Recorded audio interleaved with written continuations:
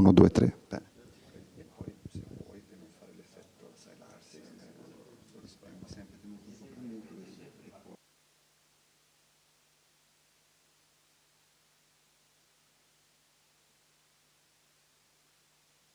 Ok, molto bene.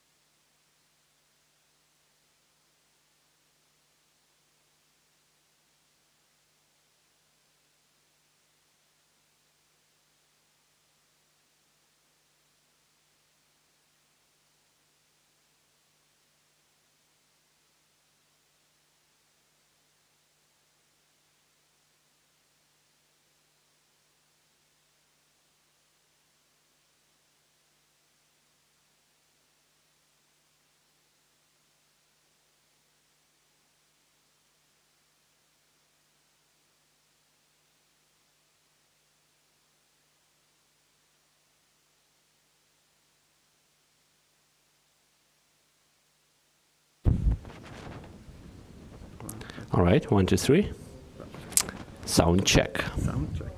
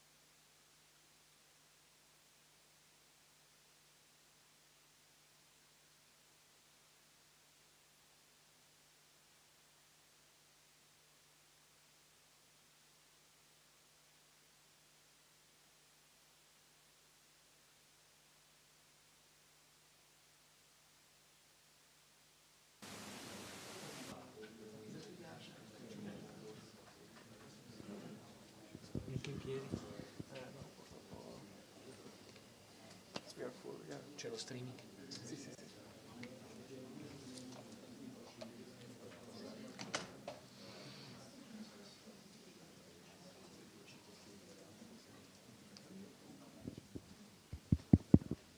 Prova, prova.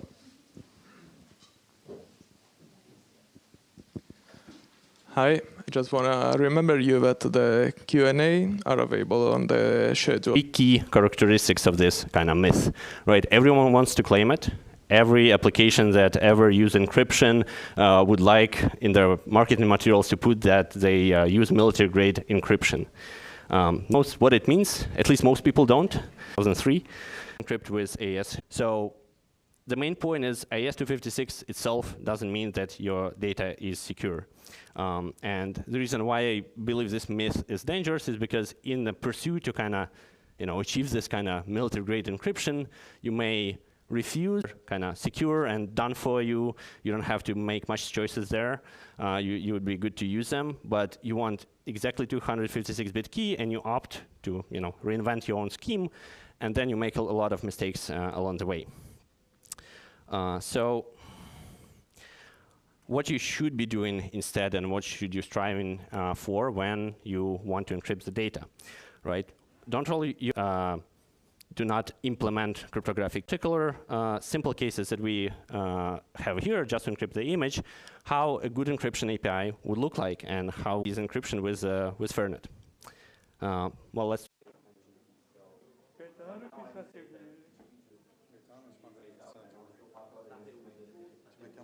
Testing 1, 2, 3. Testing 1, 2, 3.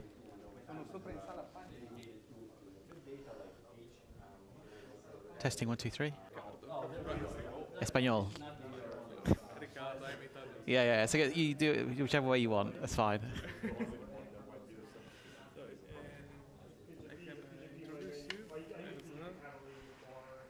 I read a link in AWS principal advocate open source, so maybe You can just say I'm a principal for open source.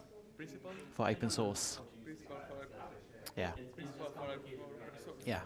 Especially like until 2 point something version, right? There were some unsafe defaults that was worse than that was just example.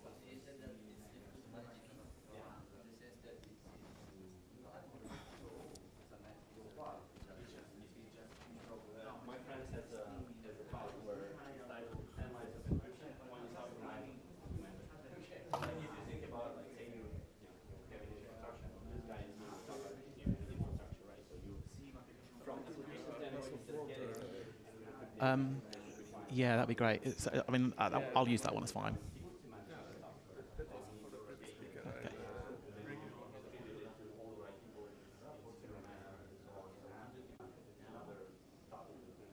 And PGP kind of just doesn't do that at all. It just outsources it to you. Like you have to keep the key.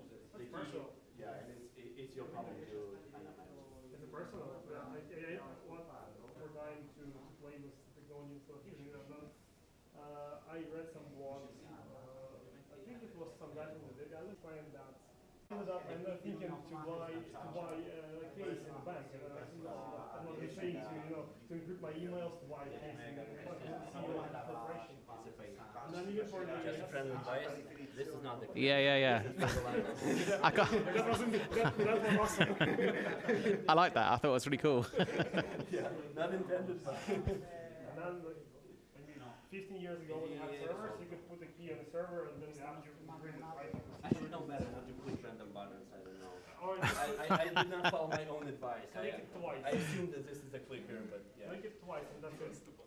Turn on, turn off. Yeah, and then now you have lambdas or Kubernetes or stuff. Where do you put the key there? So it's secure.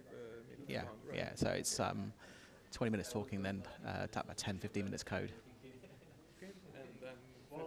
Oh yeah, sorry. 10 minutes code, then Q&A. Yeah. Era here is called distributed cryptography, and that's the whole other point where nobody knows what they are doing yet. It's kind of from the process of establishing the industry, just like many other research ago, but there were Esaminerò a casa se no magari mi adopting una risposta. in the industry, but there are ways to compute the data, kind of compute encryption, for example, right, without having multiple different services, servers. They will have like parts of the key, but not the entire key. And normally you would be able to do it with distributed sharing, where you combine different parts into a key and then do like encryption. But there's still at least one server where you have the key kind of assembled. With multi-party computation or distributed cryptography, you don't have any server which stores the entire key. So it's kind of, the computation is done distributed, right? So each server does their part of computation without doing the whole key. And yeah, it's quite complex. But Then you have a number of servers that must be live. yes, same here. No. Was it? I understand when people speak Italian. I understand it because it's quite similar to Spanish, and I've worked in many Italian restaurants when I was younger. So I can pick things up, but I can't speak it. One day I'll learn. From a region of Italy, Sardinia. Ah, so no way. So funny because we're thinking about going to Sardinia in September for holiday. We've been before to Alghero, the north, which I like, and then we explored all the way up to Esmeralda as well. But I want to go down to Cagliari and see the south as well now. So it's beautiful, a beautiful place. Love it. And also the Sardinia language has some influence because it was colonized by the Spanish. Yeah, that's right. In Alghero we saw it was they had the Catalan influence. That's right, from Barcelona. Yeah. Alghero, yes. Yeah. Because I noticed that because even in Spain we have 5 languages in Spain. Where I come from in Spain, we don't speak Spanish at all. We speak Portuguese. So I grew up listening to Portuguese. So when I went to Brazil, I was thinking, oh, this sounds very familiar. I can understand everyone. So yeah, it was.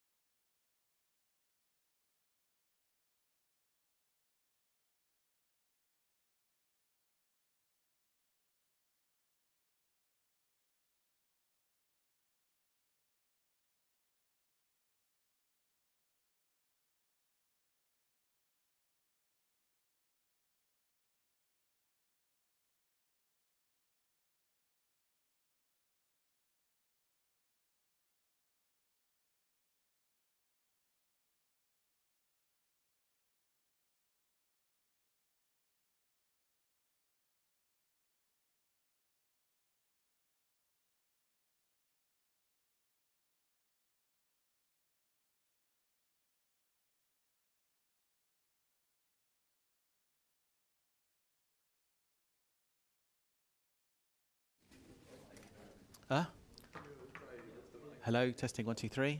Testing 1 2 3. Hello. Is that okay? Let me just make sure it's switched on. Okay, testing 1 2 3. Testing 1 2 3. I can speak louder. Do you want me to speak louder? Do you want me to speak? Yeah. I can speak loud. Oh, okay, not so loud.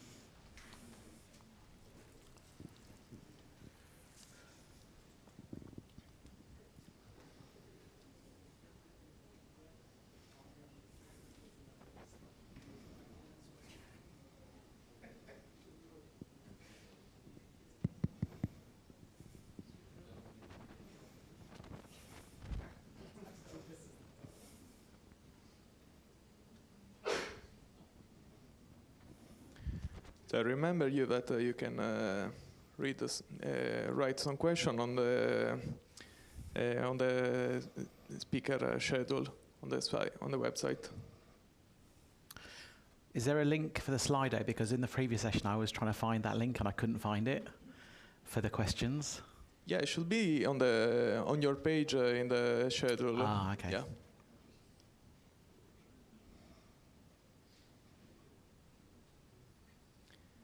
Okay, so we're ready to go.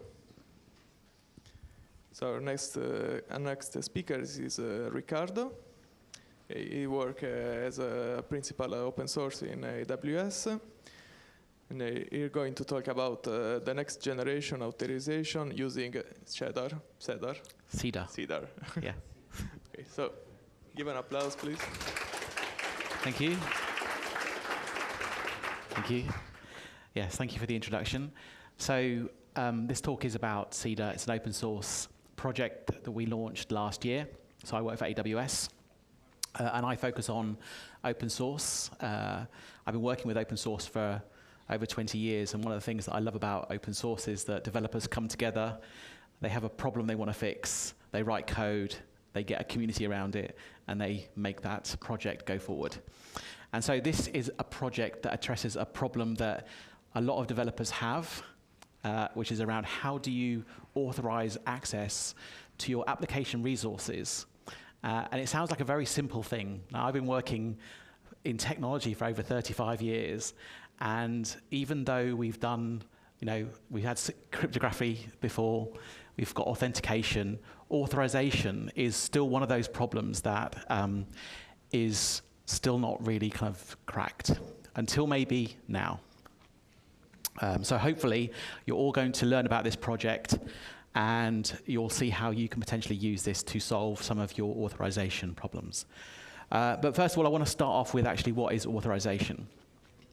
And quite simply put, it's how we as developers can make sure that we guarantee that only those people, those principals, have access to the resources within the applications that they are allowed to have.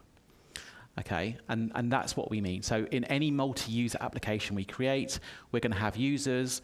Those users are going to need to access different resources. How can we make sure that only those resources are accessed by the people who are allowed? Now, over the last 20 to 30 years, a lot of work has been done to solve this problem, and a number of different approaches have been created. RBAC, which is role-based access control, which is typically a hierarchical approach. So you can think of it as a directory tree. So, for example, I'm in an organization, I'm in a department, and I give access to anyone in that department. And that approach, for people who are familiar with directories, is a good approach. However, when you want to use that to provide authorization at a very fine-grain level, you end up needing to create lots of groups. And you end up in a situation where you have tens or even hundreds of thousands of groups that control access to your resources. And I know I've done plenty of data center migrations, application migrations, where the biggest problem we've had was, how do we know who's got access to our applications? ABAC, attribute-based access control, is where we define attributes of resources, typically used by social applications, and we govern access to those. And these are very nice, they're very easy to use from a fine-grained perspective. But the problem is they're very opaque, and what that means is that it's very hard to know who has got access to what. And then relation-based access control, which is a more new one, which is kind of combining the two. So we've known about these approaches, and many applications use one of these to do authorization. But even though these are well-known and well-understood projects, there are significant problems. The first one is if you've got a monolith application written in one language, for example, Java,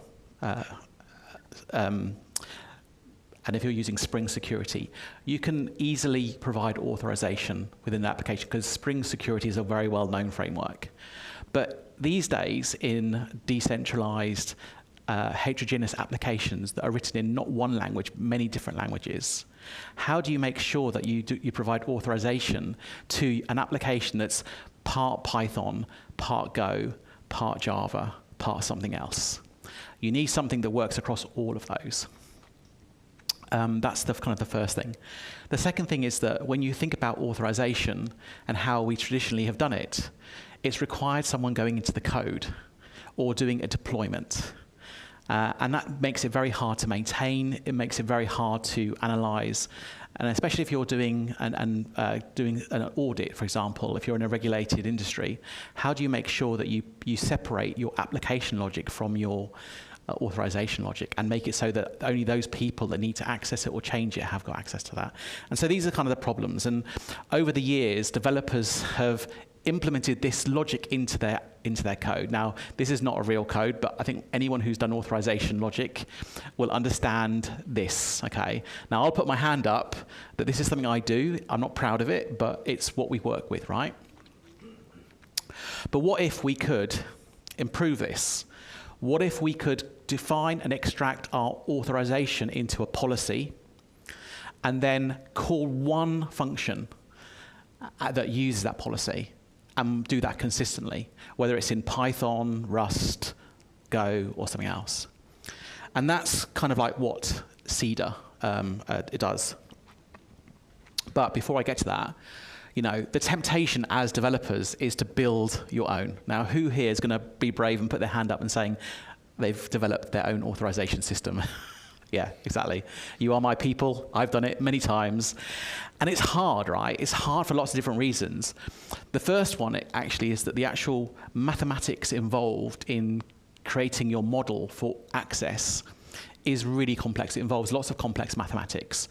And, you know, are you the best person to develop that? Who knows? The second one is, how do you actually trust that the authorization logic you've created works?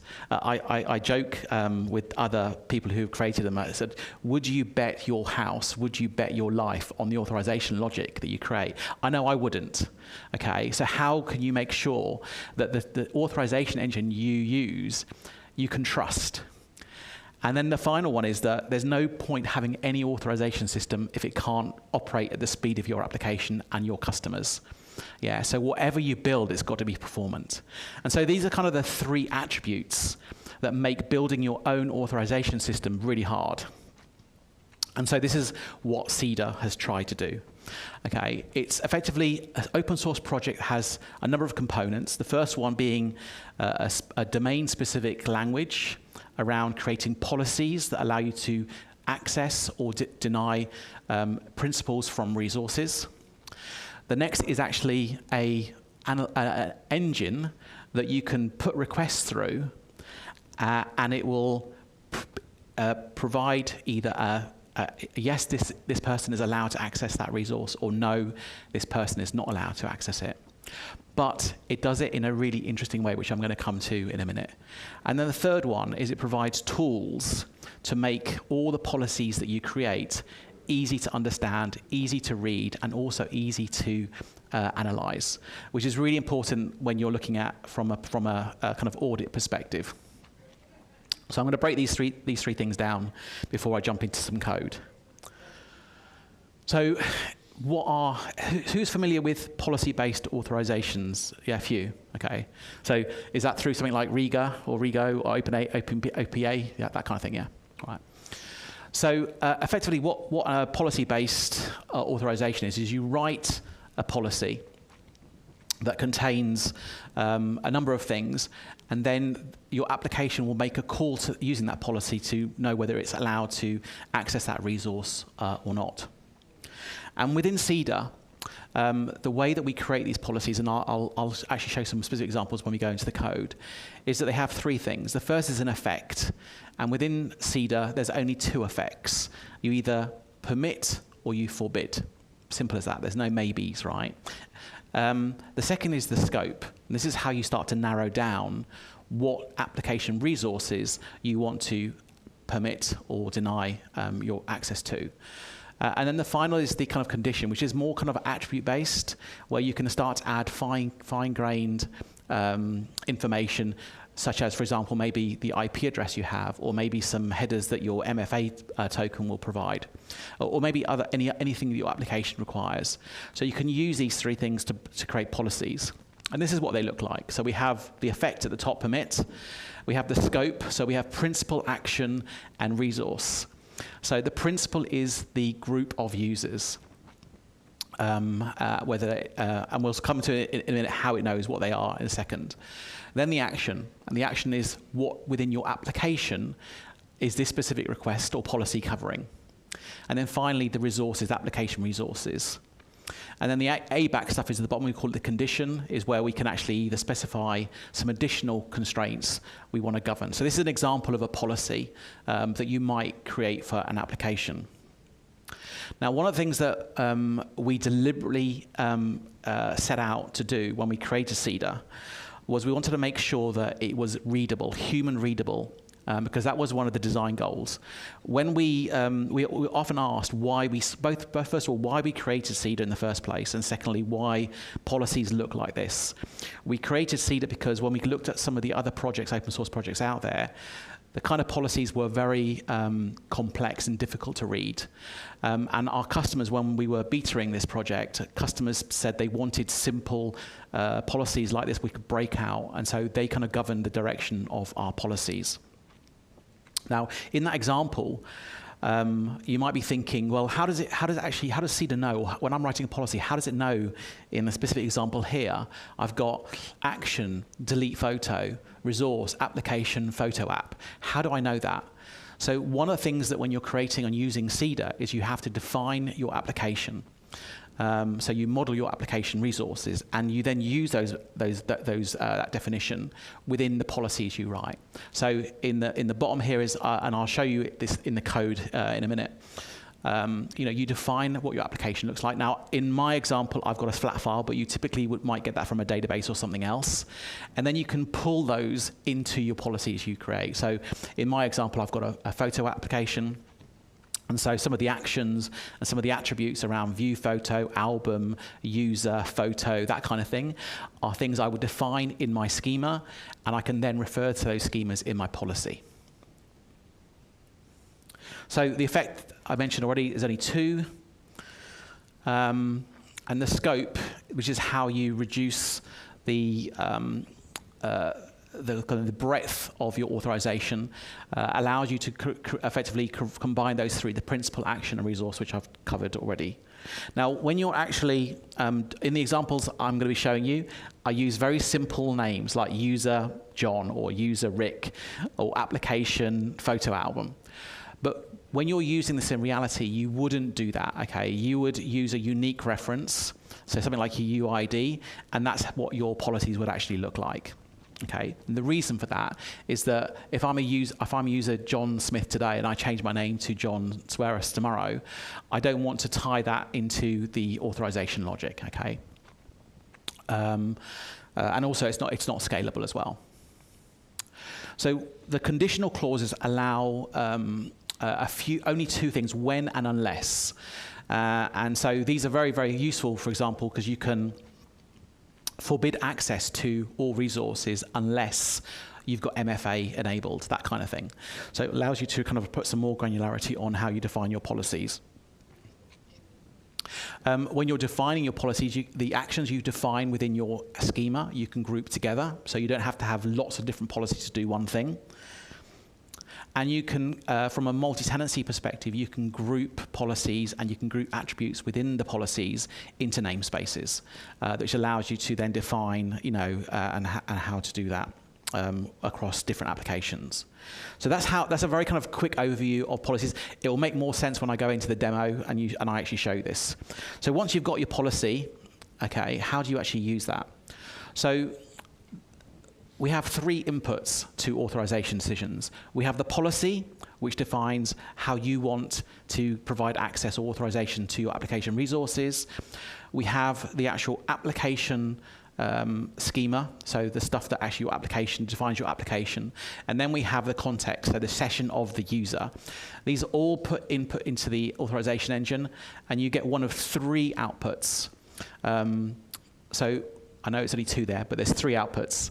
One is allow, One is deny, and the third is an error message. So if you get it wrong, there's an error message, which hopefully will help you solve why it got the error.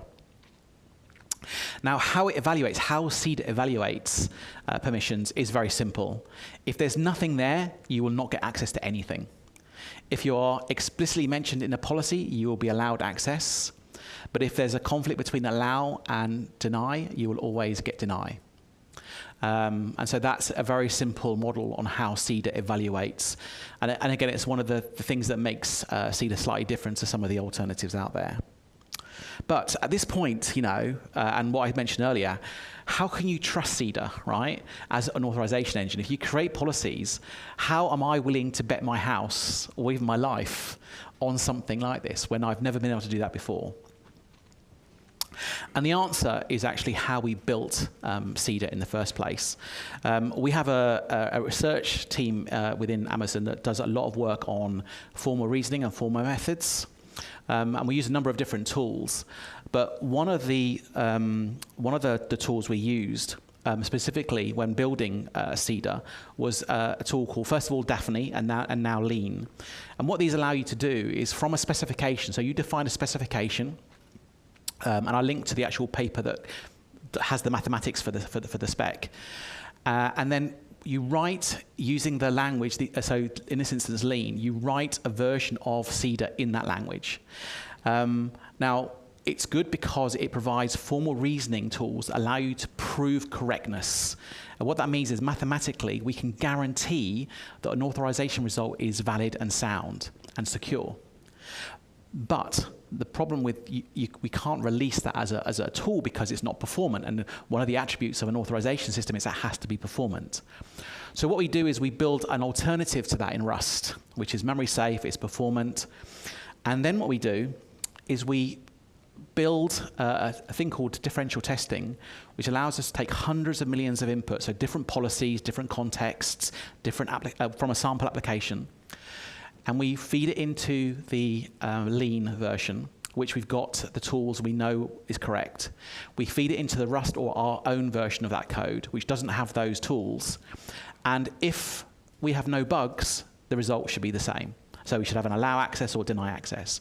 But sometimes when we were doing this test, we were finding that the code from the output to the authorization system from Lean would be allow, and it would be deny in the Rust version. So we know we found a bug.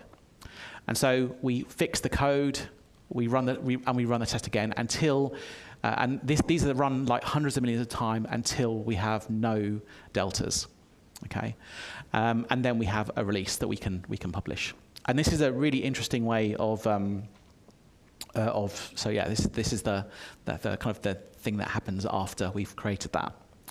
Now there is actually a blog post that details in much more detail that I'm going to cover here how this works.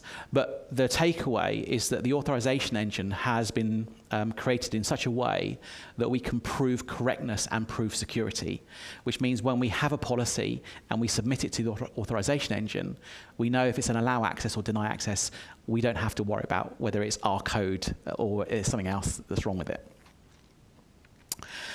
And then the final piece, okay, is the analysis, right?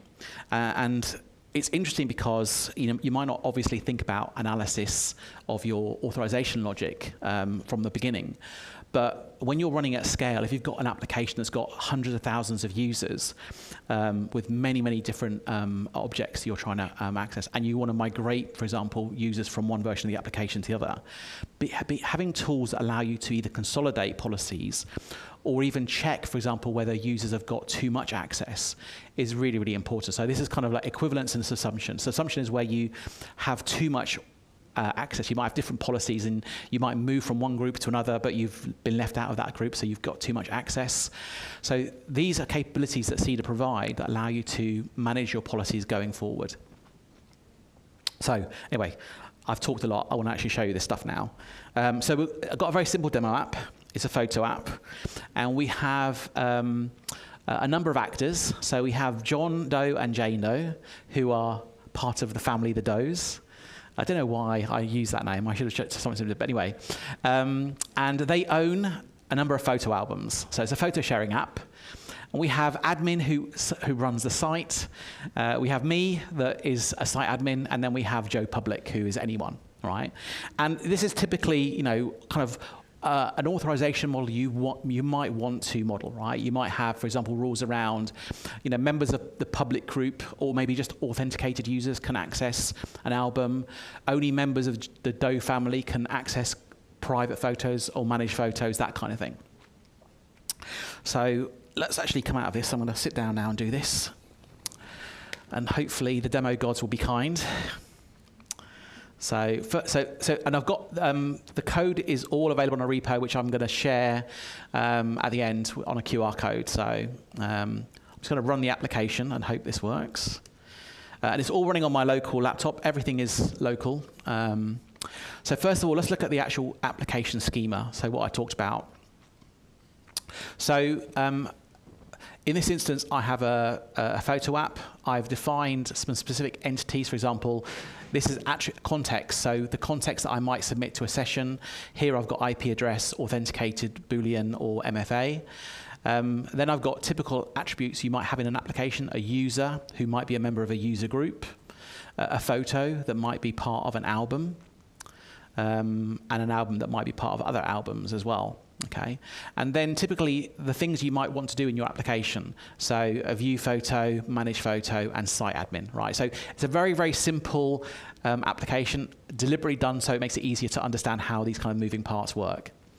Then within my application, I've got some entities. So this is the kind of the stuff that within your application, your users, your groups, which I'm modeling here as a file. But typically, if you were using this in your own applications, you would be probably storing this in a database and managing it in memory. And then we've got my policy, my CEDA policies. Okay. Now, at the moment, these are all grayed out. Okay. So because I've got no policies here, any request to my application should do what? Deny. Okay, well, we'll see if that works, right? Hopefully. And this is a Flask application. Because I like Flask because it's a nice application that makes it simple to kind of get across some of these ideas. So in this application, I am just using standard Flask to authenticate users from a flat file. So I've got a number of different users here. Don't do this, okay? Don't do this. And then I want to show you the authorization logic, because I have within the application, within the different routes, the admin route, the photo route, you can see that my authorization logic is this. Okay, I make a call to the CEDA authorization engine. I submit to that the CEDA policy, the request, so as in like the HTTP request, the schema, and the entities. The false is just verbosity, true or no. So that's not part of it.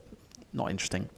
And then so from that, I will either get two decisions: decision deny or decision accept. And so the logic here basically says that if I'm denying to display the error denied HTML page. And you can see that the logic is the same for every single one. So now my logic, really, my authorization logic has disappeared from having that nested group of, ifs and elses into just one common line. So let's now try and see if this works.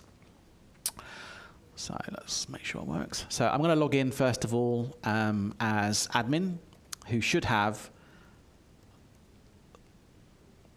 full access. So I'm logged in as admin, but if I go to all the application resources, you can see that I don't have any access at all. And we can try that again with Joe Public, just to show you it's not off. So again, so let's start now building some policies, okay? So the first policy, which I'm going to do, so this policy basically says principal, and there's nothing after principal. When you have just the name principal, it means that all principals within the application. I've got a specific action, which is view photo, and a specific resource, which is the public photos. But I've also specified an additional attribute, which is that I'm only going to allow users to access this if they've been authenticated.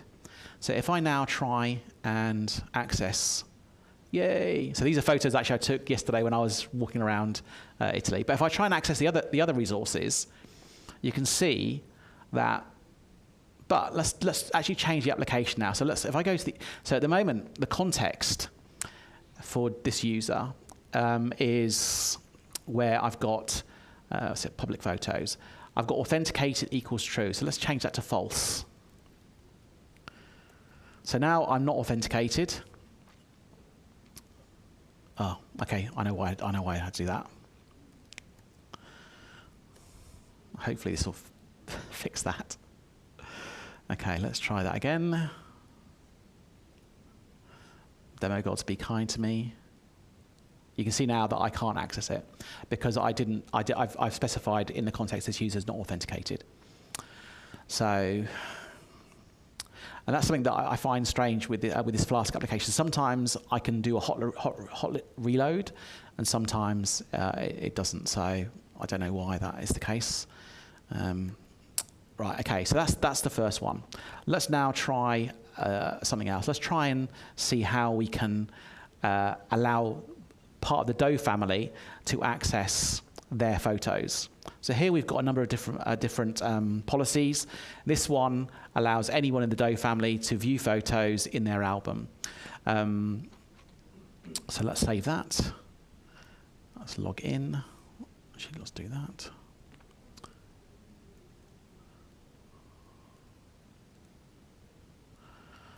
So now we should be able to see that and my photos. All right. So I did a pasta cooking class yesterday. Highly recommend it. If you're in Italy and if you're in Florence, you've got to learn to cook properly Italian. But if I try and manage photos, I'm not allowed to do this. I can look at my own photos. I can look at public photos, but Jane can't. And if we look at the policy, we can see that the reason for that is that only the view photo, not manage photo attribute. So if I change this to this one, which has the manage photo, now hopefully my photos, manage photos, I can now manage photos. So you can kind of see how this works, right? As an architect, as an application owner, I don't have to go into the code now. I've not changed the code. I mean, in this example, I'm spoofing the sessions, right? So you wouldn't do this in your real applications, but all I'm doing is just changing the policies within here, and that's then governing access control. And this policy is not language specific, right? So I'm using Python here, but it's the same policy that would be for Java, for Rust, for Go. So it allows you to do all things. Now, one other thing that I'm going to show you as well is that let's do this. Now, maybe what I want to do, I've got a forbid rule here. Now, the forbid rule, okay, here says that I allow anyone to access and manage photos only if they're the owner, right? So I've got two Does, two parts of the Doe family. So if I log out and log in as John Doe. So even though this person has got access to the policies, and look, he can't look at my photos or manage photos or admin. And the reason is because he's not the owner of the photos. If I remove this policy, then, why is that then? I think it's another one where I've got a Control-C and it. Let's log out, log in. Nope, why is that then? No photos. Oh, it's manage photos. Where is it? Oh, okay, that's because this one, that's okay, let's do that one as well. And now, that's it, my photos. Oh, okay. See, this is why you don't do demos live. So I'm not sure why it's not doing that. It should allow me to do that. View photo. Oh, hang on. That's because of this. No, that's because of this one. So once you start, okay, now there you go. Now it works. So I think I've just got too many policies here, so it gets a bit confusing which one I need to use. But I think what I've showed you here is how you can actually very, very simply use CEDA to provide authorization against this application. So let's go back to the presentation. So what's happening in this application, okay, is as a user comes into the application and as they access a resource, the resource, which is on the right-hand side, provides or inputs, the inputs effectively are the policies, the entities, and the schema from application. That then gets basically put to the CEDA library. Now, the CEDA library is actually using a project called OY3, which basically is how it integrates. So the actual CEDA engine itself is Rust. So I have Rust running on here, and Python is using the binding, the OY3 project, to effectively natively talk to Rust from Python. We don't have a native Python version of CEDA. So in fact, in all the other languages, so Java, Go, they all still use the Rust underlying authorization engine because that's the one we know is provably correct. We haven't done the same work for other languages. Now, a couple of months ago, there was a research paper published by the team that created CEDA that looked at how CEDA compares with a couple of the other open source authorization frameworks. So OpenFJ and there's a few actually. I read the paper a couple of weeks ago. Even though the graph only shows a couple of them, there's actually about 11 of them that are reviewed. Now, what's interesting about this is the performance characteristics of CEDA, even when you're running at huge scale. So when you've got hundreds of millions of authorization requests and objects, the scale or the performance characteristics of CEDA do not change. They're still flat. Whereas what we see with some of the other open source authorization engines, they start to increase latency in their authorization decisions. So when we look at the characteristics of what we want from an authorization system, we want it to be performant, we want it to be correct and secure, and we want to make sure that we can easily understand the policies and reason on them. These are kind of the three ticks and why we created CEDA. In fact, actually, there's a little data point in the actual. I didn't see this until I read the research paper. The performance improvements over some of the other projects is quite impressive, actually, from an authorization decision. Now, I showed you the library, but there's also a CLI, and the CLI allows you to do the same sort of thing, right? Take a policy and test it for various scenarios. What this allows you to do is it allows you to now start building authorization into your automatic application deployment processes. So you can build tests, create your policies, run them through your CI/CD system, and make sure that what you're expecting is what you're getting. So for the first time, these tools are allowing you to now build authorization as part of a continuous deployment plan, which is pretty amazing, actually. Now, I've showed you everything on the open source side, right? One of the questions I always get is how do you manage the entities, how do you manage the schemas, and how do you manage the policies for your application? So that's down to you as a developer, right? That's the beauty of open source. It gives you that flexibility. But sometimes you don't want that flexibility. You want someone else to do it, right? So there's a managed service for this, which we created, Amazon Verified Permissions. So if you like what you see and you try it out, but you're just sick and tired of managing all those, take a look at this. There are also a couple of other managed authorization providers that are using CEDA. So Permit.io and StrongDM are using it as well. So you've got choice, right? There's a number of alternatives you can use while still using CEDA. So if you are interested in learning more about it, there's a couple of resources I'm going to share with you. First is the actual repo. There's also an online place. I'll show you what that looks like. If I can find it. So it's called a policy playground, where you can actually, without having to install anything, you can actually play around with sample policies, sample entities. There's a couple of examples, a healthcare app and a photo sharing app. On the GitHub repo, there's also a GitHub version as well. And it's a really kind of cool way of learning how to kind of work with the CEDA policies. And finally, it is an open source project. It's in active development, so the community is driving forward the direction of this, including a number of RFCs. If you're interested, you can help drive the direction of it. If you want to get more hands-on, there's also a workshop you can do, which is pretty cool.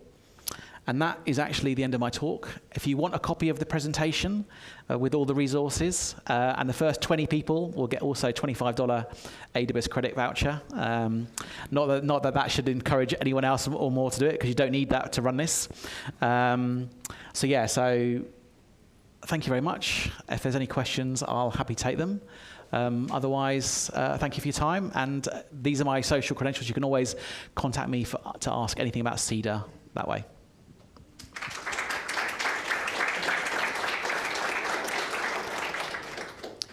Okay, so we have some questions from Slido. The first one says, can you elaborate more about how you compared the test results between Lean and Rust? Yeah, so the way it works, the differential testing approach, it requires you to basically have the assumption that one version is provably correct. Okay, so in order to do that, you have to use one of the tools or languages that allows you to do that. So there are a number of, there's TLA+, there's Daphne, which we used previously, and the one we're using now, which is Lean. And what this tool does, you define a specification of your authorization, what you want it to do.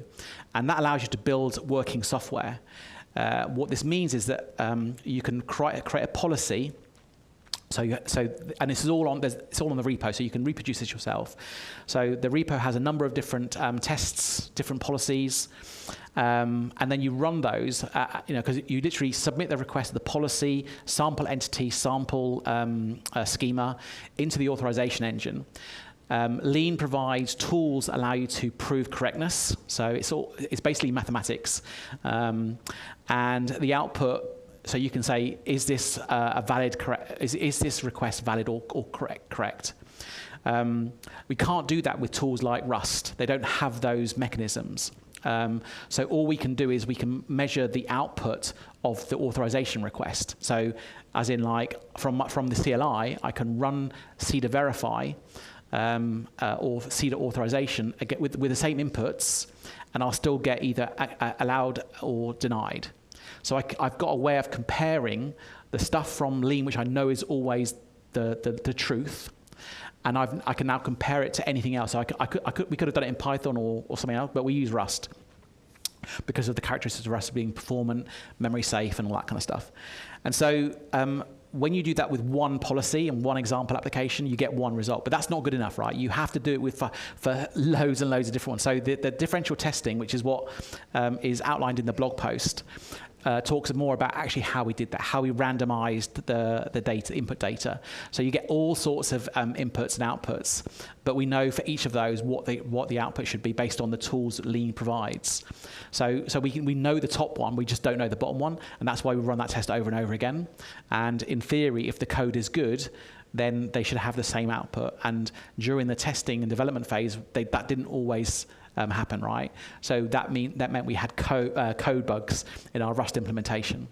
So, but the blog post it actually has some of the mathematical kind of proofs that we used, and also goes into some of the details. So we started off with Daphne initially, but we moved to Lean, and the reason why we moved to Lean was because some of the proofs are actually provided by the open source community of Lean.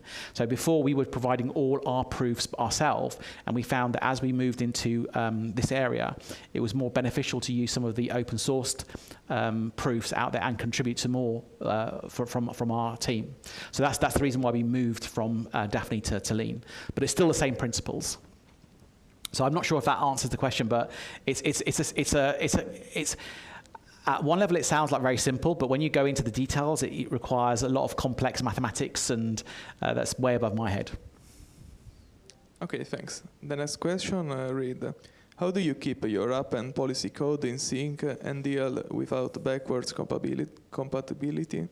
Is the schema used for code gen to create symbols to import using code? Yeah, so that's a very good question, because I only got my demo working about half an hour ago, and it was only working because my schema was not in sync with my policy, which was not in sync with my application. So there's a couple of ways of looking at that.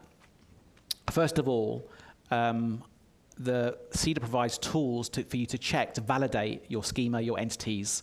So before even I commit my policies, I can use the tools within CEDA to validate.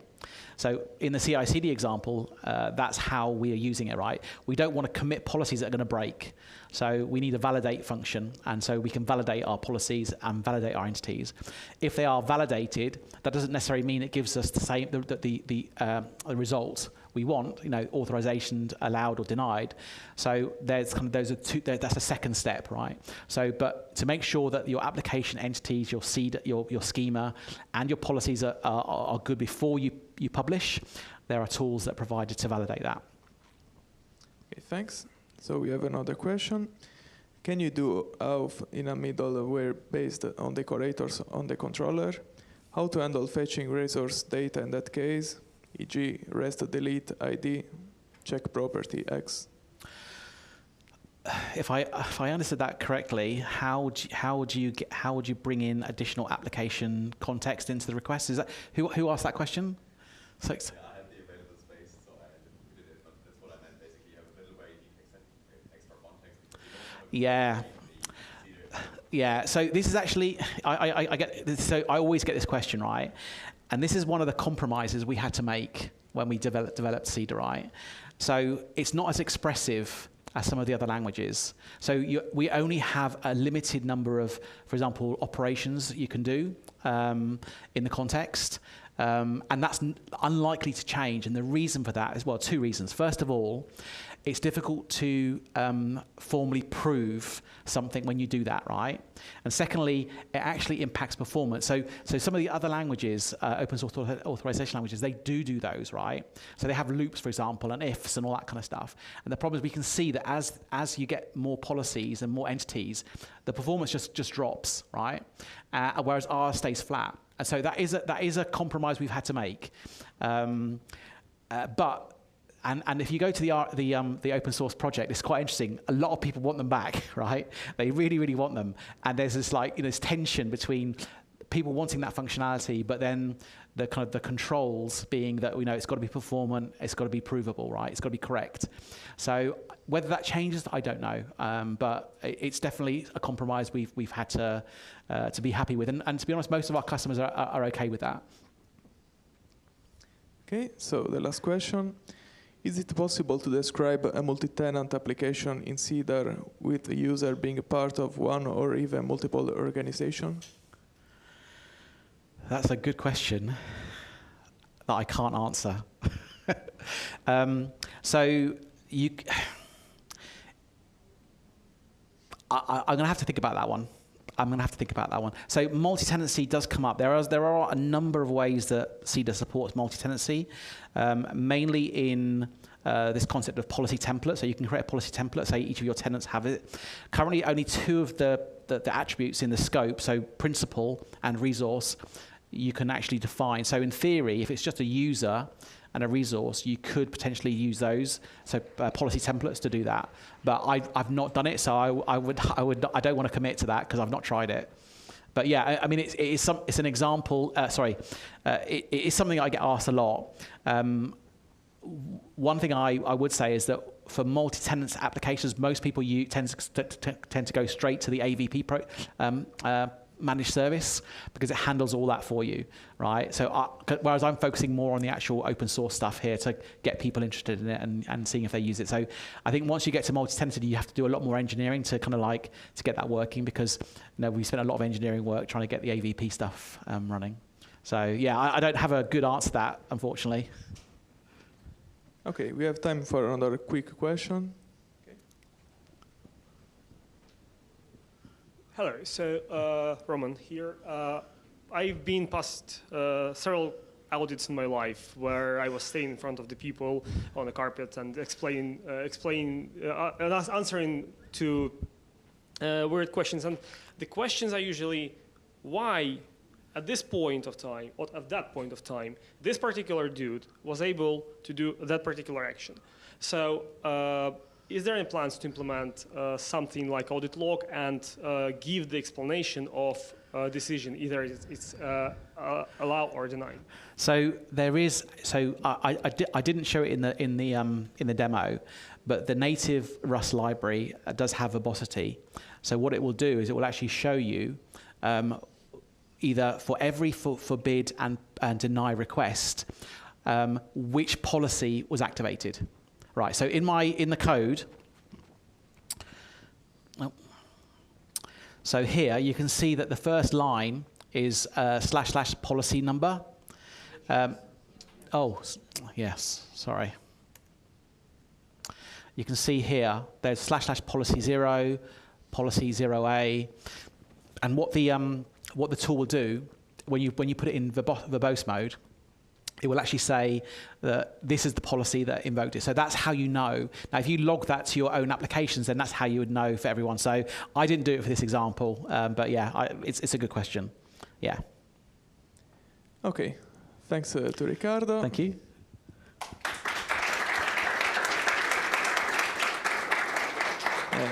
We will be here for at 12:35 for the next talk.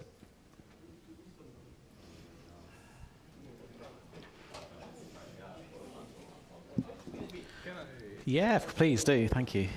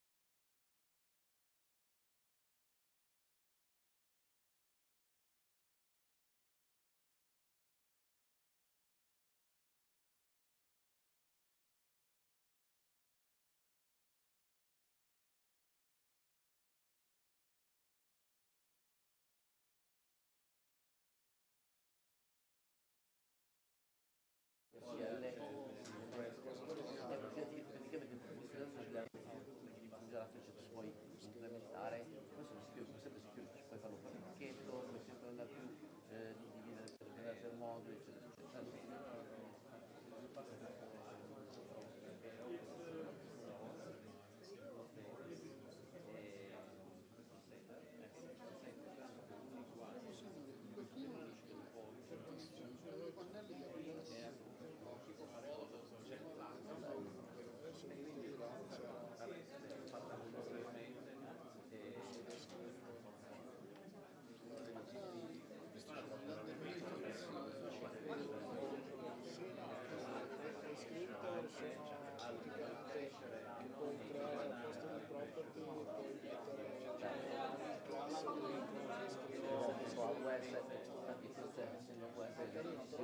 Faccio fare tante cose che mi stanno arrivando.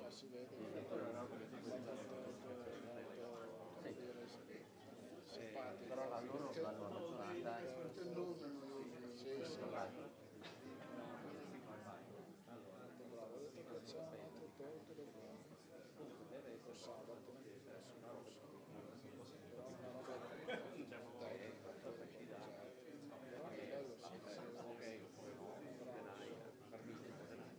è corretta ed è corretta sempre. Allora lì c'è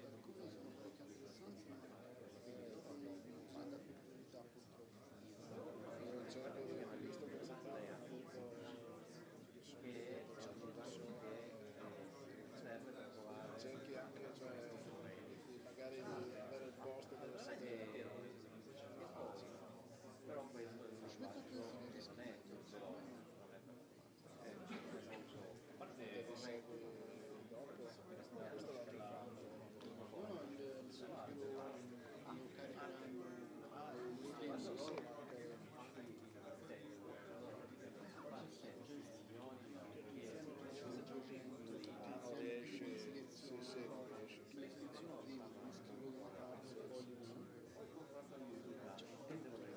No, è quello che faccio anch'io, magari qualcosa che ho visto oppure che voglio rivedere o che voglio consigliare. Questo perché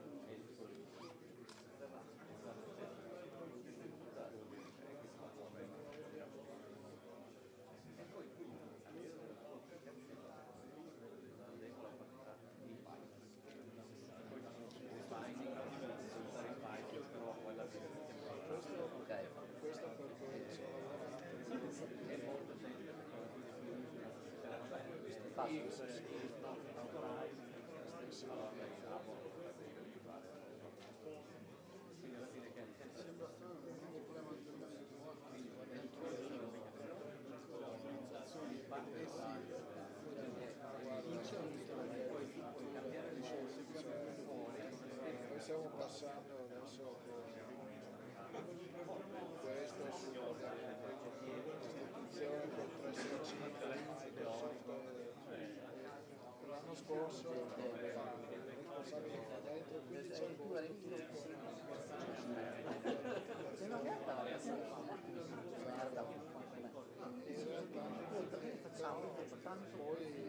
quando faccio uno step essere qua, quindi dice dacci via qua questa. infatti adesso siamo tecnici amministrativi e tutto il resto del mondo accademico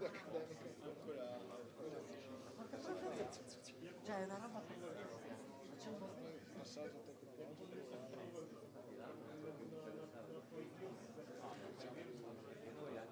a ubbidirlo.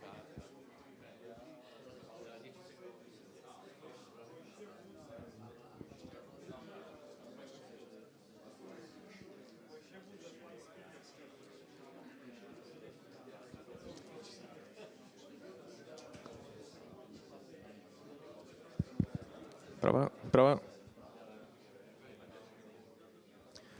Okay, remember that you can write a question on the speaker page on the schedule program that you can find in the PyCon website. So we can start. Start with Jorge. Okay, we'll talk about demystifying OAuth 2 authorization framework. So.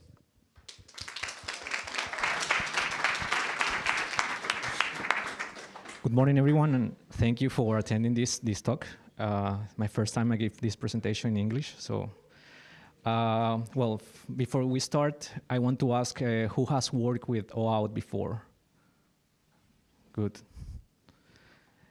Who understand how OAuth works internally? Good, that's why you want to attend this talk. Okay, so yeah, now that we start, I want to give like a brief overview of how we interact as developers with authentication or authorization, right?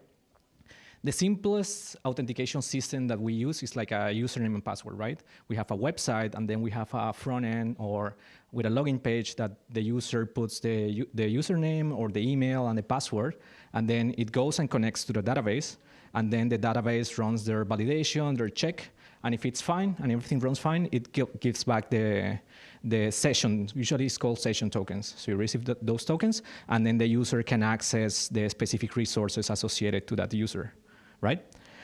However, there are common issues when you want to work and then when you want to expand that database of users, and then you want to have multiple applications trying to connect to that user database, right? We have security issues in terms of like, I have app number 1, and then I have app number 2, and then each one of them has its own database of users, right? But sometimes, let's say that one user goes and deletes the user account from the app 1, right? Means that we need to run like synchronizations constantly between those databases in order to know that the app 2 that the user left. So it sometimes happens, and it's common in like big organizations. I work in the World Food Program, which means that we have multiple applications, and we shouldn't, and it's not correct to let the application manage their own database of users. The ideal thing is to let the application access the global user database and then retrieve what is needed for that user. That's a security issue. In terms of maintenance, what I was mentioning regarding the synchronization of the databases, or sometimes an employee is relocated to another country and then the database and the accessibility of those resources change, it means that it's going to be like quite complicated to synchronize everything across the whole organization. And then sometimes it's constrained accessibility of information. Sometimes in the organization we have multiple divisions and units. I work in the geospatial unit, and as a geospatial unit, I don't need to know the list of beneficiaries in a country, on a given country. That's another division's concern. However, if you implement the single sign-on on the LDAP authentication, all the users can access all the possible resources that we don't necessarily need. And if it's a security leak or sometimes a hack or attack appears, it's going to be a big problem. So the ideal thing is to limit the users that work on a specific division to access specific resources. The same thing happen in nutrition. So nutrition unit, they don't need to know the warehouses and locations of external UN agencies. They just want to know, like, for example, the caloric tables of food and distribution of them. So there is a protocol, it's called OAuth 2, that together with OpenID Connect, they are becoming the best practices to solve the issues that were mentioned before. However, as I asked before, like there's like common confusion in terms of like how that protocol works internally. Usually the terms of like the jargon and the terminology, for example, what is a secret key, how do we use the secret key, what is an exchange code, and so on. And it's hard to find standard information online. The problem is that historically speaking, there is the protocol was released, but each company or each organization like LinkedIn, Facebook, Google, they have their own implementation of that protocol, and sometimes some terms and some parameters change. So that's why it's quite like complicated to see which one is like the standard one. And yeah, the common problem or what they are looking for is to solve the delegated authorization problem. That means like I'm a user and I want to access some application using the authentication from another application or another platform. So the idea of this talk is like to go through the terminology, the jargon, how does this work internally, in order for like you, the attendees, can like give like an overview, like insights of how this works, so you can implement in your applications like easier. Okay.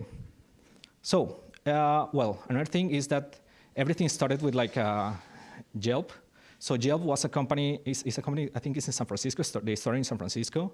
And the idea is that they want to access the list of contacts from your email account. It happened like in 2005, 2006. And the main issue and the main problem is that you as user, you need to put your email address and your password of Gmail. So even they don't say that they store your password of your Gmail account, there could be like an issue of attack, or sometimes you as a user, you don't trust Yelp to give your password because you don't necessarily have the contact. You can also have your calendar. You can also have your Google Drive. You can also have multiple services attached to your account. That might be like a big problem to give it to Yelp. So, yep. As I mentioned, how does it work? It means that me as a user, I trust. I'm going to use the example of Google, but you can use it for. You can make the same example for other Microsoft or LinkedIn and so on. So the common phrase is, okay, I trust Google, my account of Google, and I partially trust this app to access my contacts, right? I have an application, I don't know, I have another application that I created, or I'm working in an organization, I want them to access through Google. So as a user, I partially trust this application to access my contacts. From the front end, or as a user, when you will see only a button, right? You will see like a list of buttons like, okay, I want to connect with Google, or I want to connect with Facebook, and so on. But when you press that button, it goes through a process, right? So this is the general like diagram, which means that the user clicks the button, and then it goes and redirects to Google accounts, right? From your application, it goes to the Google servers, and what it visualized comes from Google, not from your application. Then the user puts the username, and they puts the password, and then they see like another view, which that view states, okay, the application wants to access these specific resources, or they want to access your contacts. And then the user clicks consent or approve. And then it goes back, and the application does what it needs to do, and then they can access directly internally the Google contacts. Okay? This is like the general flow of how OAuth works. Okay, a little bit of terminology. So we have a resource owner, which is, in the previous example, my resource owner is Google Contacts. So it's what I want to access, or what I want to get from the application where I, as a user, gave access. Okay? The client ID and the client secret is the one that your application, when you register with Google, they will give you those credentials, and then those credentials are the ones that you put in your app. And those are the ones that are used to perform the flow. The out server or identity provider is the ones that host your database of users, or the database that is going to be used for validate that the user that has put the credentials is correct or not. The grant type is the way that you can authenticate, or you can receive those validations. We're going to go through later. And finally, the access token. So the people that have worked before, they have received like the access token, and they just use that access token to access what they need to specifically. So now that we have these terms, it goes like a bit more complicated, which means that when I click the button, it's a request it's a request that is going to be done to Google accounts, to the Google accounts, where you specify what is the redirect URL and what is the response type that you're going to receive. Then the user logs in, they put the username, the password, accepts the consent, and then once everything is fine, they receive something called the exchange code. This exchange code is not the access token, right? This code is going to be used then from your application to connect directly to Google on the backend side, and then you will perform the exchange code to receive the access token. And that's the one that you're going to be using. Okay, sorry. Then with the token, you can just get access to Google Contacts. That's the one that matters, right? So using an analogy is usually like the hotel cards. So when you log in, when you check in a hotel, sometimes you receive your cards, right? That card gives you like permissions to access specific areas of the hotel, right? That card gives you, like, for example, you can access the pool or you can access some specific rooms, but you cannot access other people's room, okay? So that's the analogy. That token is like the card of the hotel.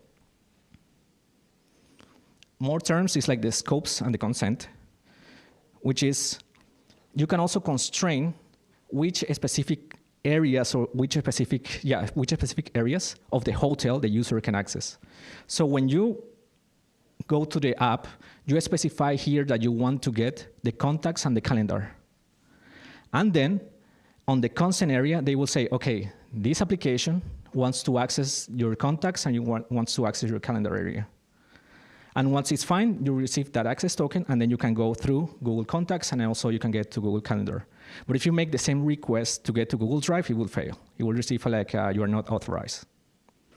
So initially, when you register your application in the Google accounts, you need to specify which are the scopes or the possible resources that you want to that the users want to get from you.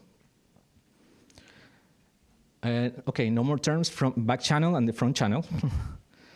So as I've shared this before, and you see the difference that there are some like lines that are dashed and some lines that are like not dashed. It means that these ones occur on the front channel, on the front end channel, which means that external users can see which are the requests that are made to Google. Okay? So when the user clicks here in Facebook, then it goes a request on the front end side if you have a React app or Angular app, and then you click login with Facebook. It's a request that you can see in the network tab, and then it goes through Google with these parameters, then opens the tab or opens the new window, the user logs in, consent, and then the exchange code is received also on the front end. But what happens? When the app receives the exchange code through the endpoint of callback, you need to, the application itself, the protocol states that there needs to be like a direct connection on the backend side if you have a backend server. It needs to go through the backend side when you specify which is the code and then the secret key that you get, and then it will automatically receive the access token. So that's the main difference. So sometimes some things happen on the front end side that users can intercept and can see what's happening, but internally, your application needs to go through the Google accounts in order to do the final validation, and then you will receive the token with no issues. Okay. So the workflow, as I mentioned, it could be like resume to like a list of requests, right? So your application makes requests to a server, then it returns something, then you make another request to the server internally or the front end, and then it will receive another type of response, whether it's the access token, whether it's the URL for login, it's a matter of request.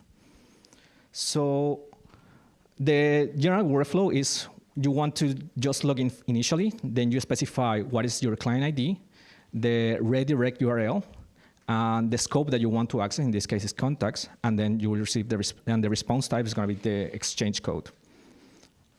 Why do we need to specify the redirect URL? So what happens is that when you click this button, it will go through Google, and then the user logs in, accepts the consent, but the Google server doesn't know where to go back or where to redirect the response.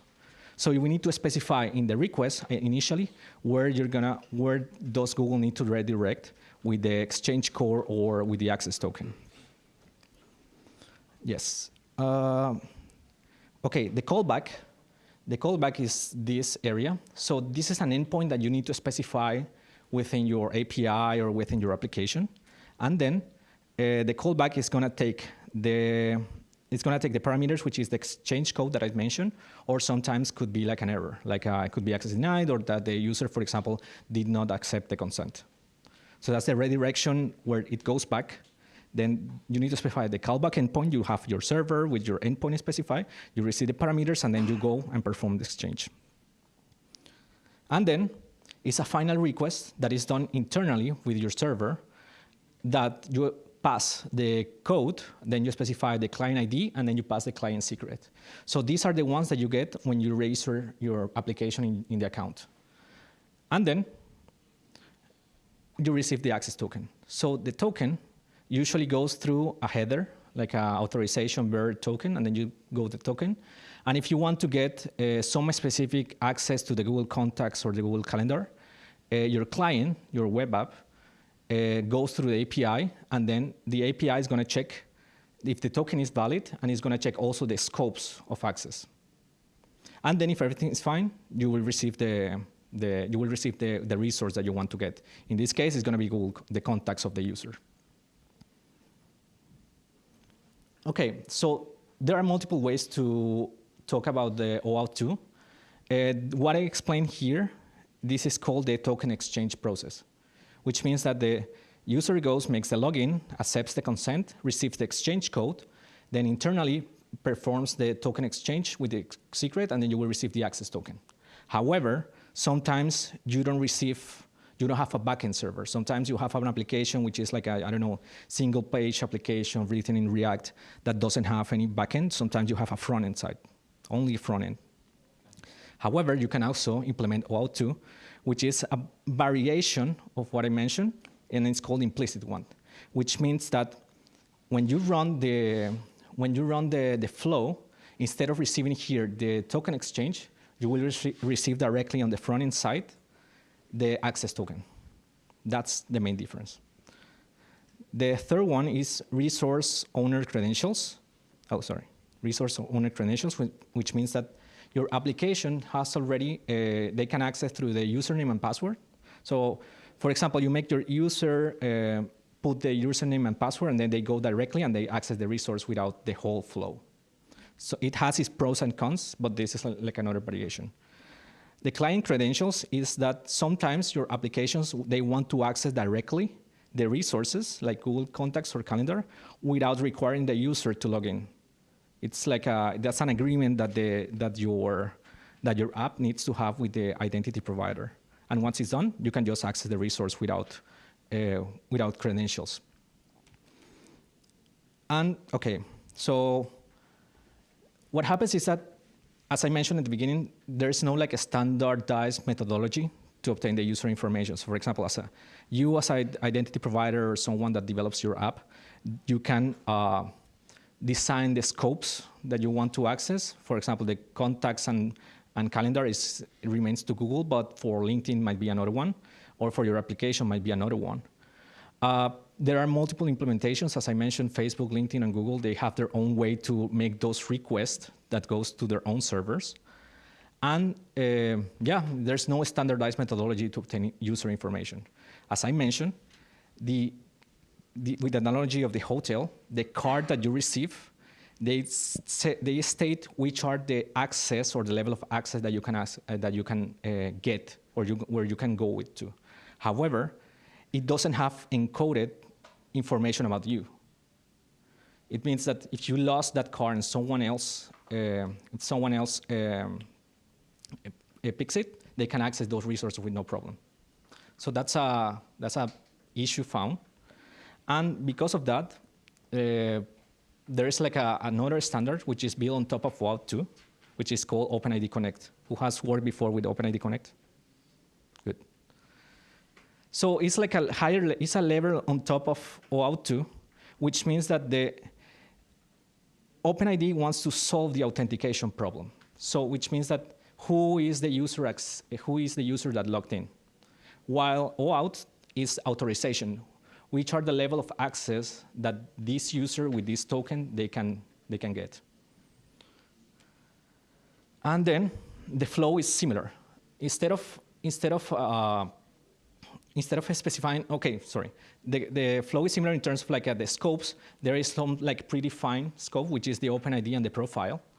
And then when the user logs in with, and accepts the consent, performs the token exchange, you will receive this, the access token plus another token called the ID token.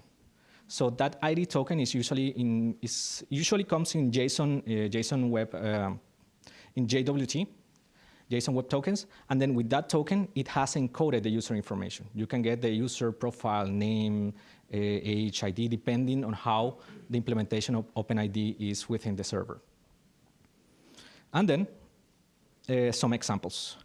So this I usually work with OpenStreetMap. It's a database of geospatial locations. You can get user from information about hospitals, points of interest, and so on, roads. And what happens is that there are many applications that were created, and these applications can access OpenStreetMap as the user database. These apps, they can be different developers accessing the user database. There is no like a single maintainer for all of them. Each one has its own maintainer, but they go through OSM and access. But it doesn't necessarily mean for apps that you're gonna build from scratch. In WFP, we have the way we access through a service called RGIS, which is from Esri. And Esri has internally implemented the OAuth and the OpenID protocols. So in that way, users from WFP, they can access with their corporate accounts. Okay, and libraries, just to wrap. The Django OAuth is used for Django, which implements already the social, it's called the social logins, which means that you can just specify, okay, I want LinkedIn access, or I want Google access, and so on, and then internally it shows you automatically the button that I was mentioning. Outlive it makes the protocols, implements the protocol, and also it has its identity provider. And this request to Outlive is a wrapper on top of request library that is used for this OAuth to authorization and authentication. It will you just specify which are the credentials, the client ID, and the client secret, and then it will automatically perform the request with the library. Okay, so thank you. Hope the idea.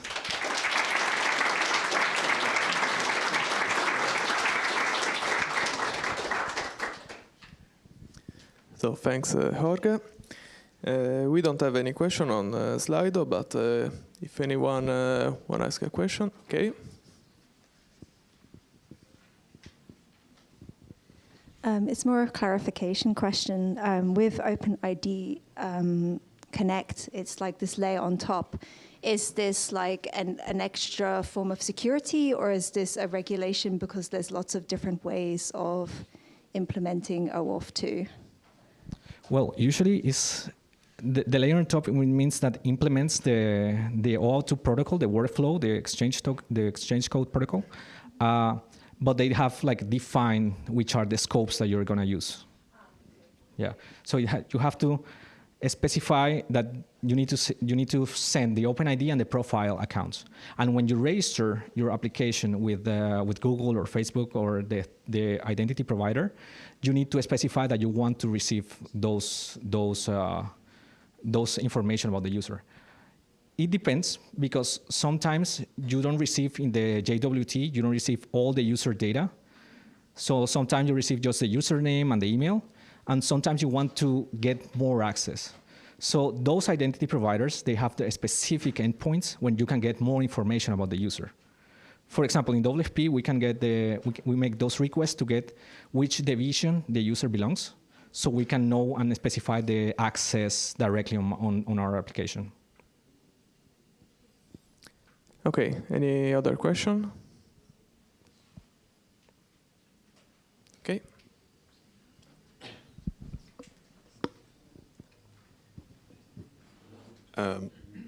My question is, how does this OAuth 2 relate to SAML? It's something I also run into, and I don't understand it either. Okay, so for example, SAML or it's like a single sign-on workflows, the LDAP. So the implementation the way it's different, sometimes they want to solve. I mean, don't look in a way that you just want to log in with another credentials, right? You don't want to implement your user accounts in your application, and you just want to access with another user database, right? All the three, both OAuth, both SAML, both LDAP, they solve that problem. However, the way the OAuth like leverages the other ones is that, for example, you can define the scopes. With the scopes, you can see and you can get access to specific resources that your application doesn't have to or doesn't need to because of security reasons or because of some specific reasons. That's one of the differences. The second one is that the protocol goes through. You don't necessarily need a backend server. For example, you can implement the implicit authentication, so you can receive the token directly. With the SAML and LDAP, you might need a web server that implements that in order to do that. The third one is that I think I'm not sure yet, but I'm not sure in SAML or DLP you have an expiration of the tokens received, but you can specify which are going to be the expiration, where these tokens are going to expire, and then once it happens, you can just apply with all to the refresh token flow. Okay, another question. OpenID is a protocol implemented by all the most important social networks. Can you please elaborate more? Is OpenID a protocol implemented by the most important social network? So the JVT returned from them is different for every social network. So when you mean different, you mean the data structure? Yes, the data structure. So the yes. profile image, okay. Yes, okay. So it depends. For example, the Microsoft one, which is the one implemented by so WFP has authentication based on Microsoft, and Microsoft, they have the information that you receive is going to be different than the ones going to be received by Google. So as I mentioned, you can get a username, user email, age, and so on. Okay, just another question. In the last slide, I've seen 3 libraries. This one? No, the last the slide. Yes, this. What's the difference between if I have a Django application, I have to use all the 3 options, or is no? Just so one? Depends on what you want to do with the application. For example, the OAuth, you can just it's a wrapper on top of Django that implements the OAuth, the OpenID and OAuth for each of the social logins that they have. So if you want to get the LinkedIn access with LinkedIn, you can just use the OAuth library, the Django OAuth library, and you specify the client ID and the client secret, and then it will automatically, in your application, in your Django application, it will show you the button.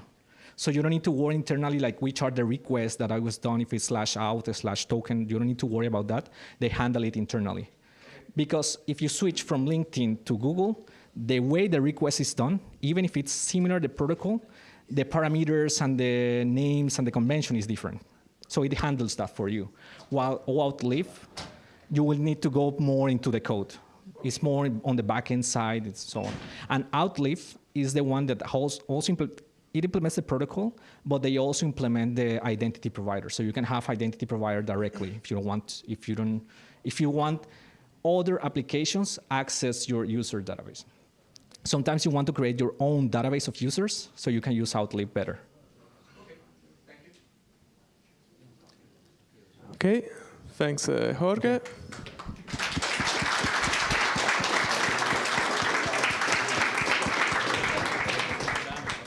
So we have now lunch break, and we'll see here at 14:45. Have a good lunch.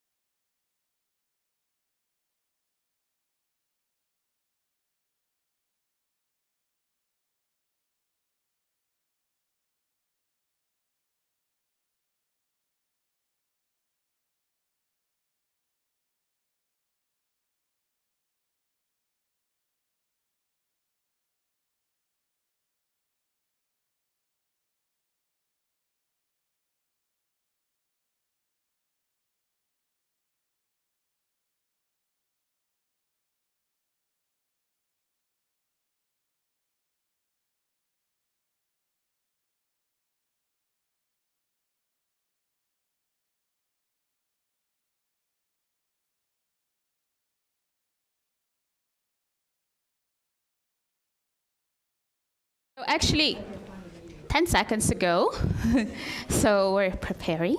Very. So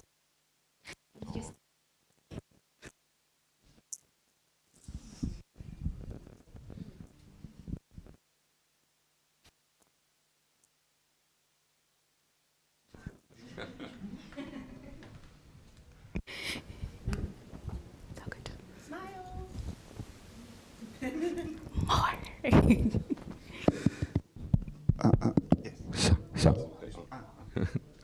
Okay. For with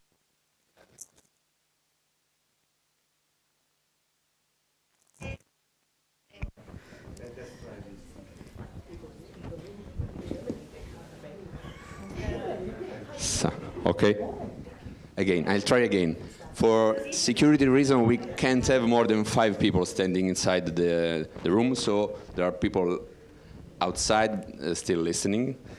It will be more noisy, but please have no problem with that. So no, if you cannot hear me, please just let me know, and then we kick them out. It's okay. Okay. So we'll start. So Laïs is an active member of the Python community. She's part of the core member of the Humble Data. They did a workshop yesterday in this very room, and she's on the board of EuroPython Society. So she's talking to us about Python freedom and bias, and give a round of applause to Lias.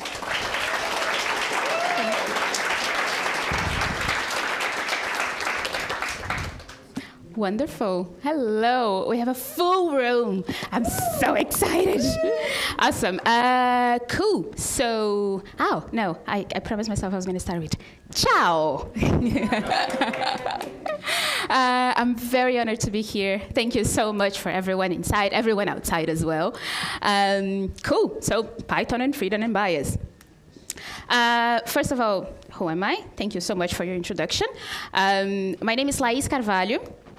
I'm a software developer at Workday.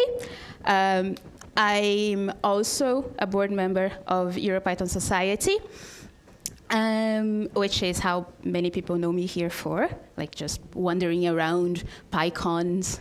I've also done a little bit of community work in the last 5 years, ever since 2019 when I started with Python Ireland, and this is a little bit of where I've been, so EuroPython. I'm also part of the PyLadies Dublin chapter, and this is the Humble Data symbol. If you're interested in getting shiny stickers of Humble Data, come and talk to me. Yes, shiny stickers. And this is a picture of me in Italy. No, actually, no, sorry. This is a picture of me in Italy. And a little bit of merchandising. EuroPython, please do get tickets, come and see us. We're preparing so much cool stuff for you. Please do. I'll give you a few seconds to, get your QR codes going. Wonderful, so Python time. Let's try. I tried this before, no, it didn't work. Let's try again. Woohoo, nice. So,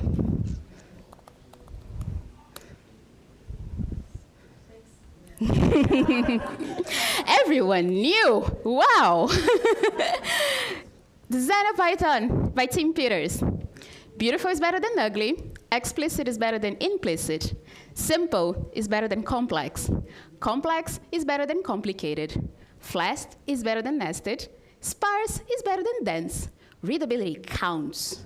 Special cases aren't special enough to break the rules, although practicality beats purity.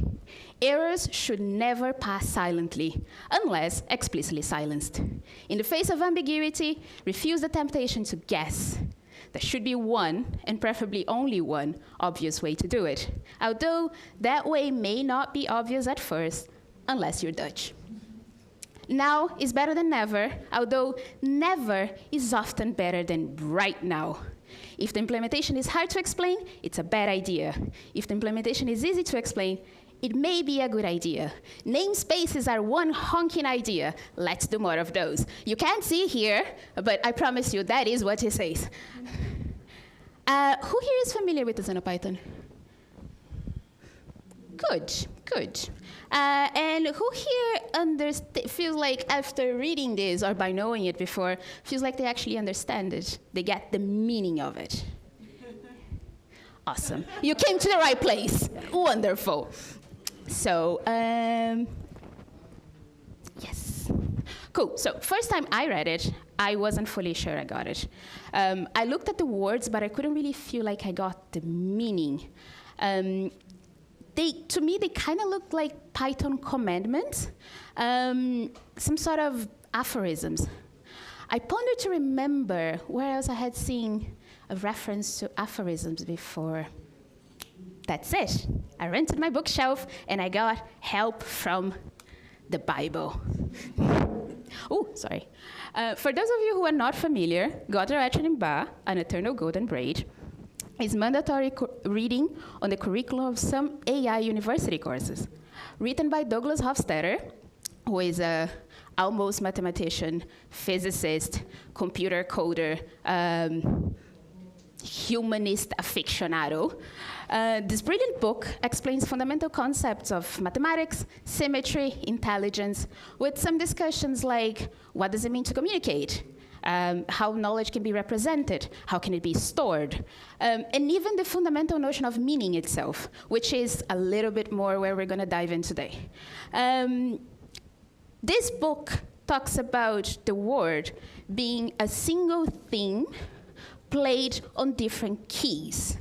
The keys being music, art, mathematics, computing, biology. All this in the good spirit of Lewis Carroll, the Alice in Wonderland guy. Can you hear me properly? Because I feel like I'm... Okay, cool. So in my personal search for meaning, I opened the book, on chapter 4, named The Location of Meaning. In this chapter, Hofstadter mentions the 3 possible layers contained in any message. So let's unpack this a little bit. First of all, let's define what is a message. For Hofstadter, a message can be any media used to transmit a thought. Anything such as a piece of music, a paper with a written note, or a drawing on the wall. Those are all messages. Now, if we take music as an example, we can dive in and try and analyze the 3 layers of messages by using music. So, first of all, we have the frame message, which is the package. Taking music, the frame can be a record player, or a CD, or, since it's not 1950 anymore, Spotify. The outer message is characterized by the recognition of the message itself. This is where language and sound comes in. In the outer layer is where we build mechanisms to correctly decode the meaning of a message. Again, example of music. The outer message is the music itself, lyrics and melody, all together. It's on this layer that we perceive language. Who here has studied music? Wonderful. So for those of you who have not, can you understand what's written in there? Okay. So this is the understanding, this is where the idea of the outer message, the language of the outer message coming in, because you can look at it, you know it's about music, but you cannot understand what it says, what it means. Then we go into inner message, which is analogous to the emotional experience within the message itself. So in music, this can be perceived as the different feelings that you have when you listen to something. So think about a soundtrack of a movie, for example, how a different song, a different soundtrack in a movie scene can make you feel. The different ways that soundtrack can make you feel. Think about how you feel when you read poetry, for example, or look at artwork. I see a very bad face over there. Someone here doesn't appreciate poetry. Anyhow, so the inner message is based on the perception of how that message makes you feel. This is where intention resides. So as Hofstadter puts it, to understand the inner message is to have extracted the meaning intended by the sender. Think about this as a sort of interpretation of intention rather than analysis of content. And for those of you who were here at the opening keynote this morning, the early birds, here's a more granular definition of meaning by Jody. According to Jody, the meaning of a word maps to some sort of cognitive representation we have of the thing that it describes. It also implies that the meaning of the word is grounded in our environment. In fact, in the environment we share with others that use the same language as us. So again, language and context. A word doesn't exist in, nothing really exists in an isolated environment. Everything has context involved with it. Cool, so now that we've established a little bit of the ground of where we're going, gathered all this information, let's go back to our Pythonic commandments with eyes of seeing and extract a little bit of the intentions that Tim Peters had when he wrote it. We'll not have time to go through all of them again, so I will select my favorite ones, and we have a little bit of a discussion about it. Cool. Beautiful is better than ugly. I think we can all agree about this one. So still a valid reminder, but let's keep going. Explicit is better than implicit. Now, for me, this relates to clarity. Think about how much easier it is to deal with things when it's all openly shown, loud and clear. The more explicit, the lower the cognitive load required to understand something, both in code and in life. So if we take a little bit of a pause to analyze context, this might not be applicable everywhere as totally true. When I was on my flight here, I was thinking about places where this maximum is actually not applicable. Can you think about something? Can anyone here think about a place, a context where implicit is actually much better than explicit? Default parameters. Yeah, good example. Okay. Anyone else? Flirting. Nice, you got my example, man, amazing. That's what Vishal was saying yesterday at the bar. I was gonna use this one. Flirting with Irish people versus flirting with German people. Yes, indeed. When on my flight here, I was actually thinking about poetry, but flirting works too, as default parameters. Think about how, as in flirting, the beauty of the language would be completely missed if you're just explicit when you're trying to hook up with someone, as well as when you're writing or reading a poem. So just highlighting context is important. Cool. Simple is better than complex. Again, I think we agree on this one. But as good engineers, we naturally think to complicate things. A good reminder of the KISS design pattern, requesting us to take a deep breath and remember to strive for simplicity. And for those of you who do not know what KISS, actually, let's try this. Maybe I don't have to do it. Do we all know what KISS stands for? Cool, because I kind of changed it a bit. We have a code of conduct, people. Readability counts. Readability relates to clarity and easiness to understand. We read our code more often than we write it. The easier it is to read, the better life will be. Also, having in mind we write code for other people first and then for machines, the reader should spend as much energy to understand one's code. For that, the writer should try and make everyone's life easier, including their own. Several aspects can make your code more readable, like adequate name variable, structure, conciseness, linting, modularity. The aim is to have code, comments, and content which is relatively easy to understand and review and refactor in order to avoid confusion. Speaking about comments, it reminds me to say thank you to someone who has dedicated their career to teaching and preaching about documentation. SpongeBob is a big fan. We have a keynoter here today. He's not in the room because I forgot to invite him. There was no space as well anyway, you know. Readability can be significantly improved by well-written and properly structured documentation. And in the Python community, it's impossible to speak about good documentation without mentioning our documentation guru, Daniele Procida, the author of the diataxis framework. So I know he's not here, but thank you, Daniele, for your dedication and hard work supporting the Python community, both here and in Africa.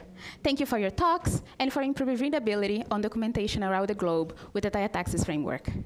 Thank you for inspiring each one of us who are part of this community. Now, back to XenoPython. In the face of ambiguity, refuse the temptation to guess. Well, if you've been following the 11 other Python commandments that we mentioned so far, there should be very little ambiguity to deal with by now. But if you do face obscure situations, the act of guessing can bring you to an undesirable place. Code is communication, asking, listening, questioning. These are all parts of development and should be treated as critically important as tooling and frameworks. Think about how much effort is spent solving the wrong problem. But again, we're free to choose, and maybe this freedom of choice concept sounds familiar. There is this quote of Guido van Rossum, our beloved snake language creator, that says that Python is an experiment of how much freedom programmers need. Too much freedom, and nobody can read each other's code. Too little freedom, and expressiveness is endangered. And to continue with the biblical analogies, his is a pictorial representation of me, and showcasing free will. No? No, this one didn't land well. Okay. Maybe it did. Moving on. Now is better than never, although never is often better than right now. The year was 2021, and only 2 weeks before the delivery of my final graduation thesis, I was diagnosed with cancer. A 9.5 centimeters tumor in my chest, another one on my neck. No wonder breathing was so hard. I submitted the thesis from the hospital and the queue in the waiting room for my first chemotherapy session. Never would have been much better than right now. Unfortunately, I had no say on this one, and right now was the best I could hope for. November 2021, chemotherapy ends, a graduation party to celebrate my first class honors degree. For those of you who are not European, this is really good.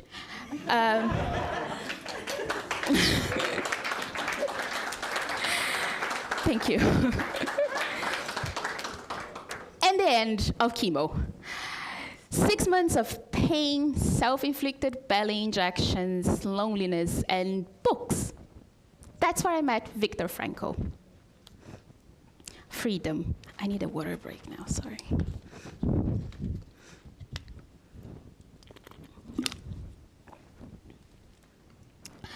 Viktor Frankl was a psychiatrist, a Holocaust survivor. I know, we're going very light now, aren't we? He was known for his philosophy of adding meaning to your suffering. And these are some of the books that he wrote. He was quite well known. And one of his sentences was, one of the sentences that I actually quite like from him says that the only thing you cannot take away from me is the way I choose to respond to what you do to me. The last of one's freedom is to choose one's attitude in any given circumstance. The choice of attitude part kind of stayed with me. I think that his intention was to say that I could choose to take responsibility for how I acted in any situation, cancer or Holocaust. All of a sudden, I understood that I wasn't to be blamed for the anger about being 20 years of age in a chemotherapy room, but the responsibility of keeping my best self, being gentle, kind, and courageous, that was all mine. And it was nothing but a choice. The willingness to accept the responsibility of my freedom is inherently mine. Ever since creation, apples and snakes and free will, all considered. Bias. Bias is built from our human flawed perception. Newsflash. But as Berkeley says, we have no other way to perceive the world other than through our senses. So we perceive things, and the moment we perceive them, we have that little bit of error rate that kind of just distorts how we look at them. Is anyone here familiar with this image? Good. This is good. Cool. So for those of you who are not, this is a picture by M.C. Escher, who was a lithographist. It's from 1953, and it's called Relativity. I'm going to leave you with this for a second, just so you can look at it and understand and see. Note how many different perspectives we have in one image, simultaneous ones. To think that meaning is something dictated only by itself is human, but also severely flawed. As an example, let's think about a clap. The belief that this noise is inherent from my hands finding each other is not really a truthful one. Am I mad? Maybe. I mean, not in this sense. Because what happens, let's think about what happens if we change context. If I clap in a vacuum, what will happen? There will be no sound, because the sound is not inherent to the clap, but to the environment that brings the sound from my hands to my ears. So just another, highlighting that context is actually the most important thing. Now, dun, dun, dun, dun, let's do this experiment. For you who are at home, I'm sorry, but you'll not be able to participate right now. For those of you in the room, there are papers. Yes, indeed. I should have one, but I don't. Oh, thank you. Perfect. So you should have papers kind of like this. You're going to, if you do have one of these and you're not interested in participating, give it to someone who do want it. You do? You don't? Okay. You can also make one yourself, because as you see, it's not that much of, high technology. Yeah, someone already cracked the code. Cool. So what we're going to do with this is you're going to place it like this. So you're going to look at it. You're going to place it the same height of your eyes.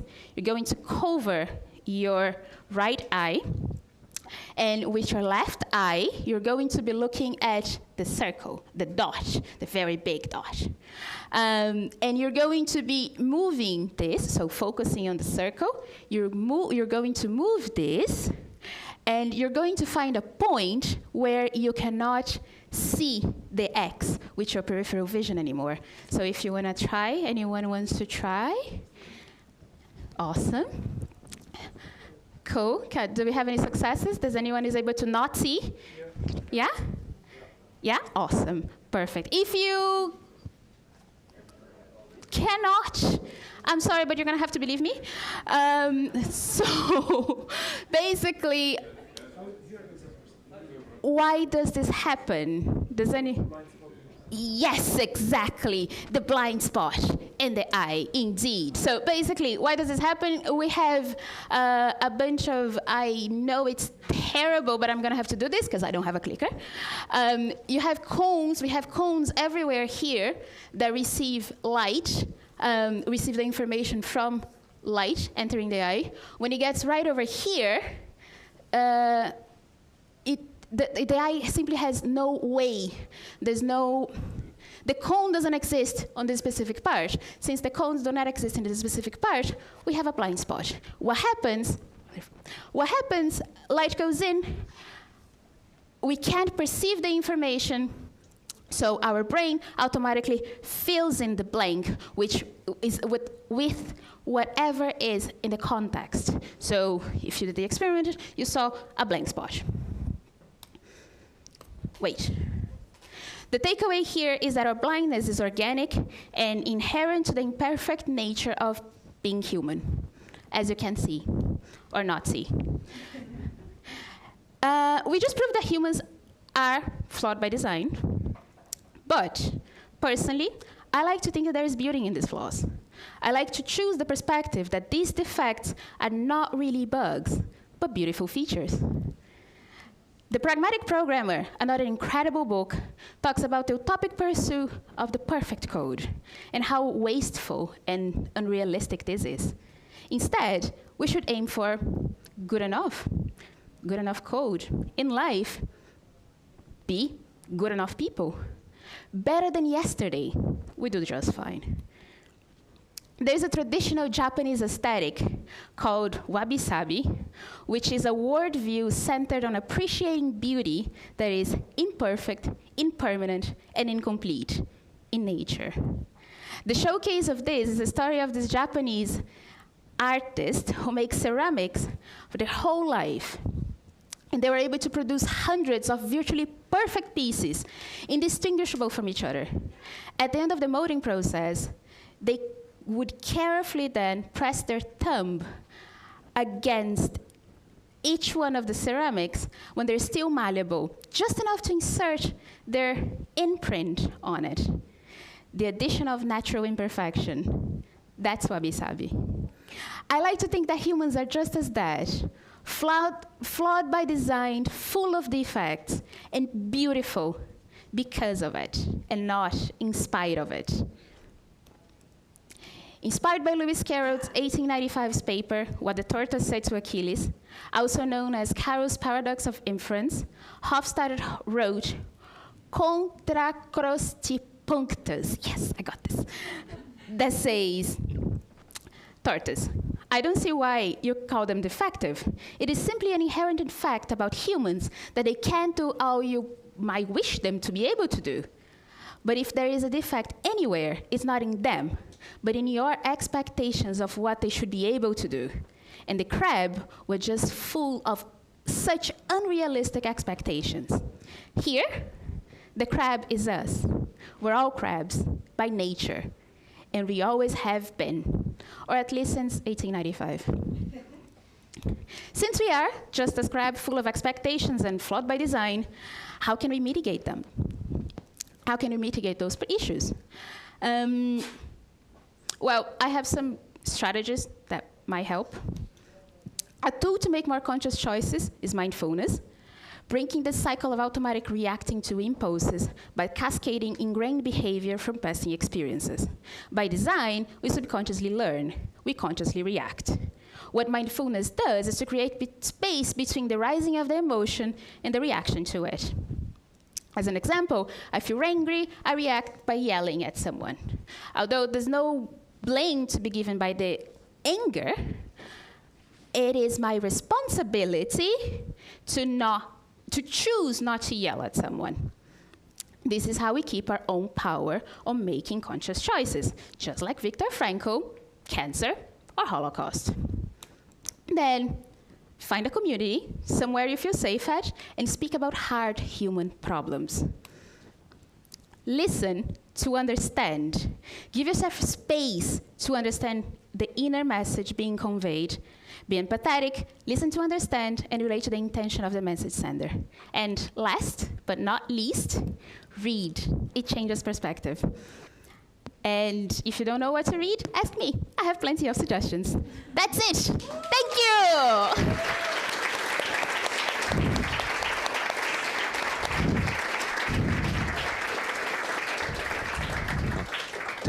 Thank you to Lais. We finished our time, so we have no space for question, unfortunately. And thanks again for your talk and for you to attend. Thank you. Yeah, come and talk to me later if you want, if you have any questions. Thank you.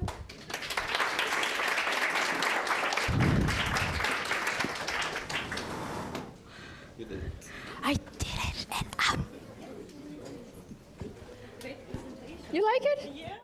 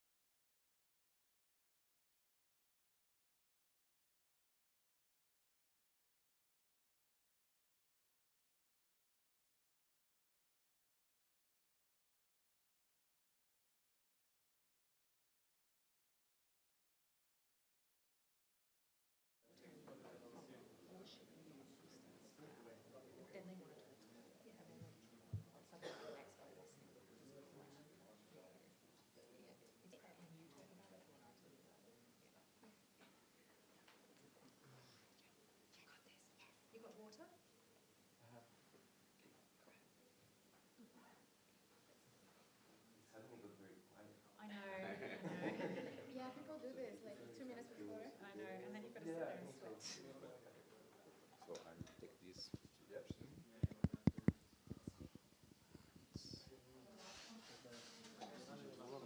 There are a place over there, also in front.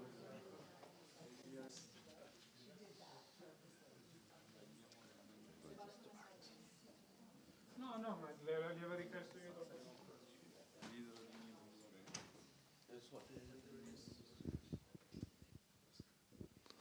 Okay. Can you hear me? Yes. Okay, next one, next talk. Okay, we have Arthur, and it's a Python developer and conference speaker, and are going to talk about testing for ghosts in the machine. Let's give him a big round of applause.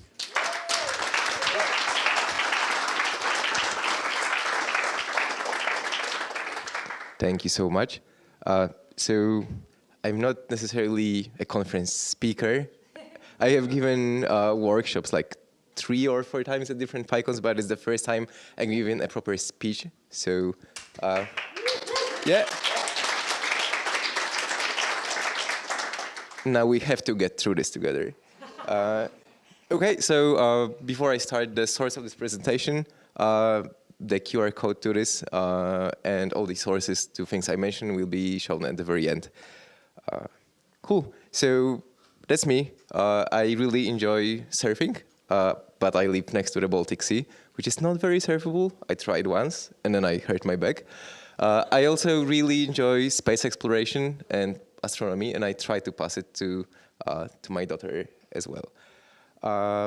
And yeah, I'm not a data scientist. I'm just a humble software person trying to wrap my head around all the new AI craze, and I try to share my findings with you.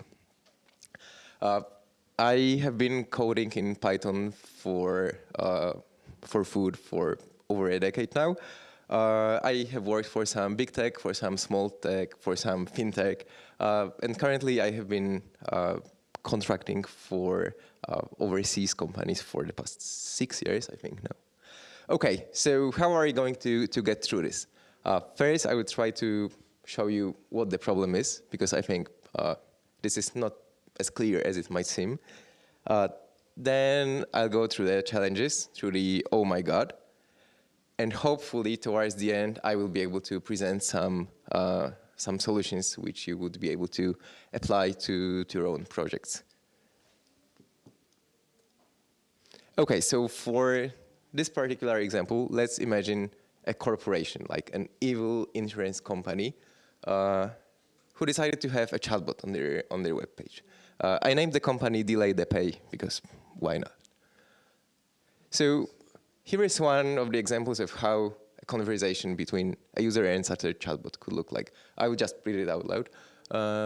How do I extend my car insurance? To extend your car insurance, log into the portal, nopayAnyway.delaythepay.com, select login, then my products, find your car, and click extend. So does it look like a reasonable answer from a chatbot? Most likely, to most of us. Then we have another case. The question stays the same. How do I extend my car insurance? And the chatbot responds, I don't know how to help with that. Would this be like an okay answer? Would this pass our test? No. Most likely not. But what if we get into areas like this? So the answer here is you can extend your insurance in our insurance portal. I mean, okay. It's really human-like. Yeah. So, yeah.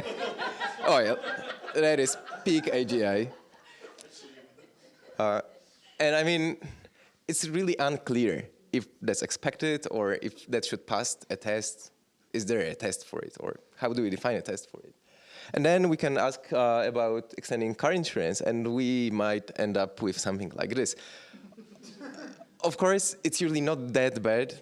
Most of chatbots will not be talking about the Roman Empire when asked about insurance, but it can get quite random at times. And then we're just looking at it and we're like, seriously? So, okay, those were some made up, poorly written HTML plus CSS examples, but what about some real life scenarios? Real life example, I'm pretty sure most of you heard about some some big failures of companies having an AI tool exposed to end users. So I just picked 3 of those. Air Canada was actually ordered to pay money to a customer who was misled by their chatbot. Another notable example is this guy who decided to buy a new Chevy for $1.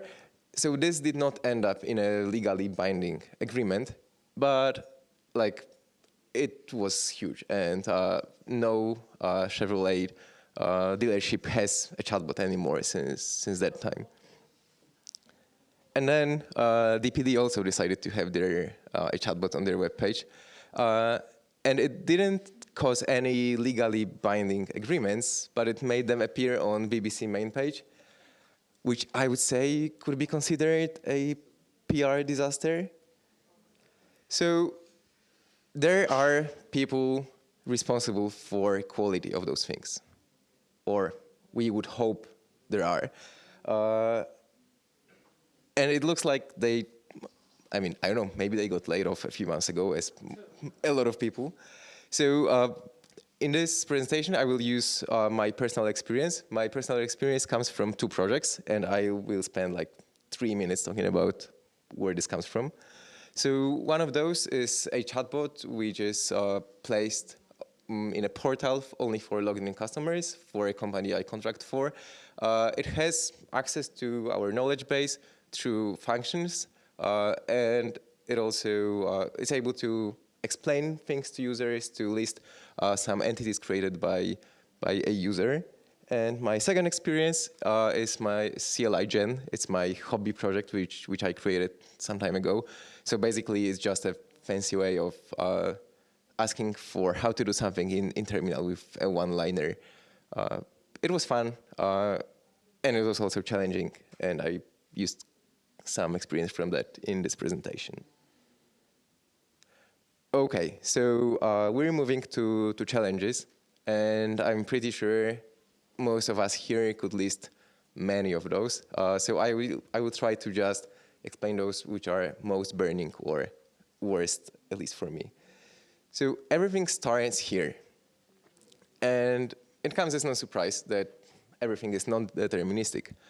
But it really sucks. Like, if you are responsible for quality in any software project, then having different outputs for the same input, and this being an okay scenario, is completely new to us. I don't think we ever had something like this before. So that's just an example, one of the tests which I wrote for that chatbot. This is the input that I gave to it to create a user entity named like this, and this is the user entity that was created. I mean, that's just a new line character added somewhere there. Is it okay? Is it not okay? I mean, it failed in this sense that it's not the same string, but does it really matter? We'll try to answer this in a second. Then everything is slow. All of examples here are using OpenAI API.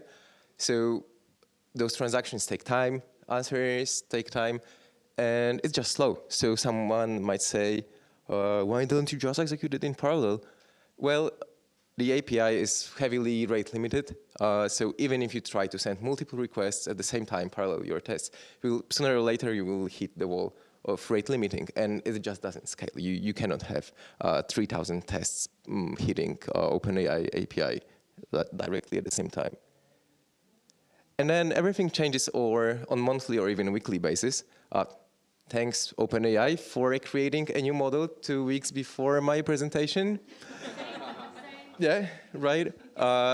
Another great example is when you ask ChatGPT to create OpenAI client, like just write ChatGPT command line version. It creates it nice and easy, it's super fast, and it's outdated. Like ChatGPT creates outdated version of ChatGPT client. It's using a deprecated OpenAI module. So it's just super hard to catch up with everything. And then I know requirements are never present, but in this case, they are even less present, right? Because things are just changing so rapidly. And then another huge thing is deciding on scope. What do we want to test? Not only how we want to test it. I don't really have time to go into details, but we can test for security. We can test for hacking initial prompt. We don't want our chatbot to be talking shit about competition, but we also don't want a user to know that our chatbot was asked not to talk bad things about competition, right? It just looks bad. We can test for performance. We can test for answers correctness. We can check if our chatbot can avoid the topics that we asked it to avoid. And we can also test for how functions are called and for how those functions function. And Google likes Googling for help. If you try to Google for anything related to testing AI-based system or testing AI chatbot, you will get plenty of results with AI tools for testing. And we don't need that. Like, I don't need AI tools to test software. I need to test AI software. So how did we even end up here? Like, what happened? I will take a quick detour here.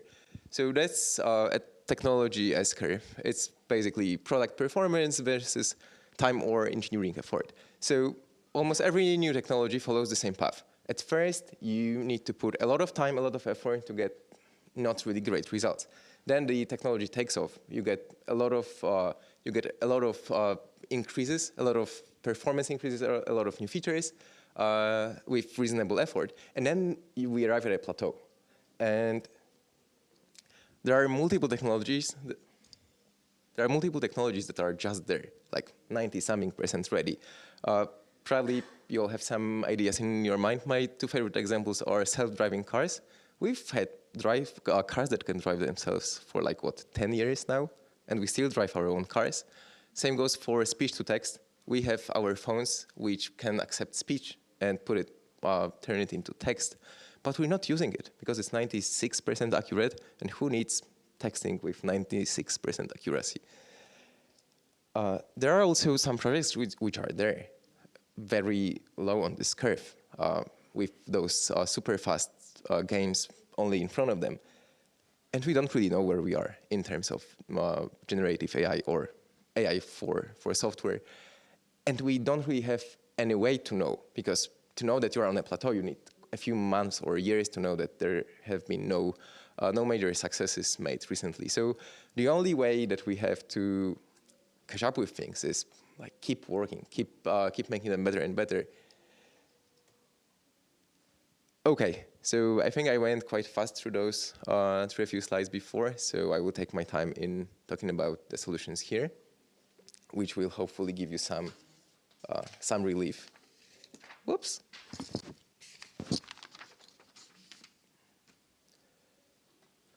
Okay, so the very first tool anyone who did any software testing ever used is just asserting. Those tests are taken straight from my CLI Gen project. It's as simple as that. So I'm just asking list files in a directory in the most simple way, and I expect my tool to respond with ls. There is no other answer that I would expect that would be okay. That's simple. Same goes for removing a file, or maybe it's even more obvious for removing a file. I don't want file removal command to be anything else than removing the particular file that I'm asking for.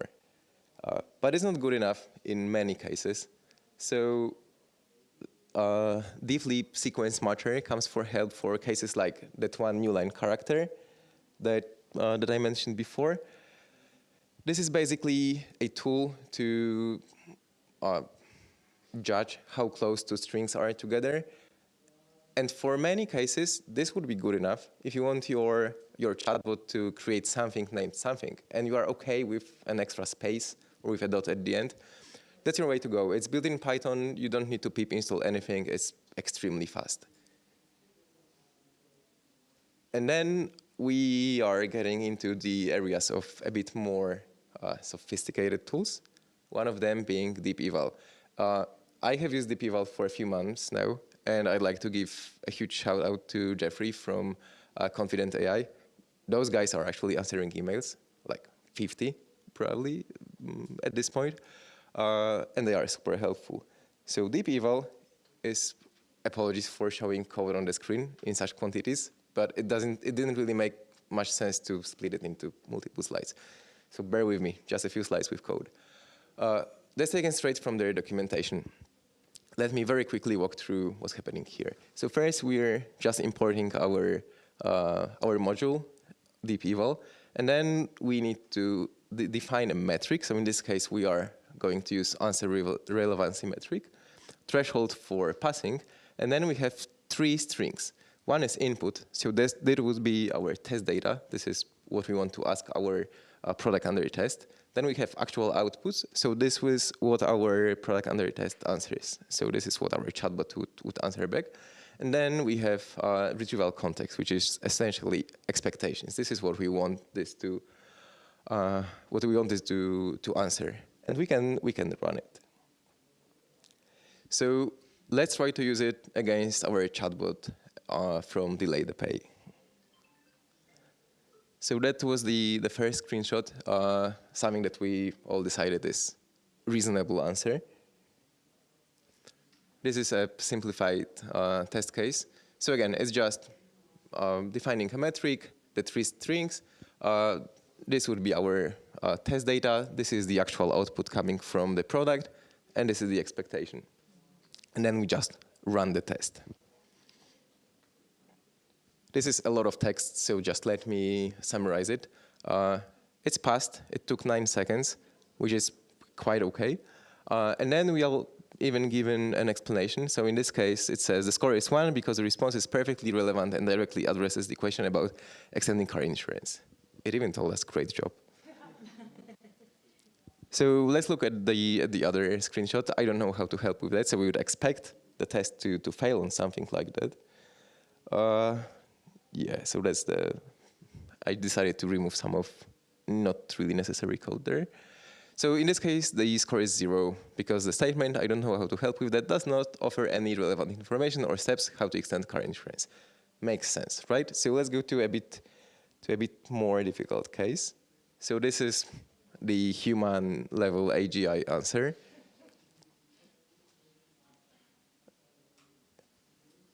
And it passed, right? Because this metric really doesn't check for that. It only says that it addressed the question. So, of course, we can make it fail properly. deep-eval offers a lot of metrics. Those are just 3 of them that I decided to use for this example. So we added faithfulness metric and summarization metric. Let's run it again. So in this case, it's even more text, so just let me talk about it. It's a failed test because relevancy score is still 1, but both faithfulness and contextual precision are at 0. For example, contextual precision is 0 because the summary includes extra information which were not mentioned in the original text. So we're getting some explanation about what actually happened here. So just to be correct and to make sure it actually works, let's see a very negative case.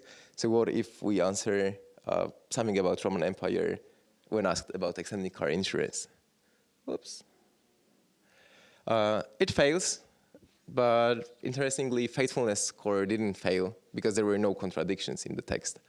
That's why it's very important to properly find the metrics that we're going to use. Okay, we are like 20 minutes in, right? Okay, so this was the most fancy tool out of those that I use and that I want to recommend. But there is much more you can do to improve your AI-based project. So functions. I would just briefly say what functions are, even though most of you probably know. So functions are pieces of code in your code base which you expose to, in this case, OpenAI API. You tell the LLM that those are the functions that it can use. You provide some descriptions, and it can decide to use those. So you can test your functions, and you can test how the model calls your functions. And it's super important, and it's also super easy. You can just mock out your functions and then do regular assertions on the mocks that were called, hopefully, that were called. Then we have the temperature parameter. So the temperature parameter is basically how unpredictable and spontaneous our answers are. Lowering the temperature parameter is almost always a good idea when it comes to chatbots, but we also cannot do it all the way down to 0 in most cases. So just try playing with this parameter. And then fine-tuning the initial prompt. Many of us have probably been there. It's not easy, and touching something in the initial prompt when the project is underway may cause like terrible consequences sometimes, but it's really worth it, right? The initial prompt is what the system takes as a starting point, so it might help a lot, or make things even worse. But that's why we have version control. And there is one more trick there. We can use asserts on the answers that we're getting back from, in this example, OpenAI API, and we can make sure that those answers don't contain things which we don't want to show to the user. And there is like no magic there. It's just regular asserts or regular checks for whether something is in our list of forbidden words or forbidden phrases. A great example to add there would be initial prompt. You can assert whether your initial prompt is leaked in the returned answer. We can even do it with this diff matcher. We can also add curse words, for example. If those DPD chatbot developers added a list of curse words, they wouldn't get their chatbot to basically swear at competition. So yeah, I really recommend doing that to some extent at least. And make sure your chatbot is not able to leak your list of forbidden words.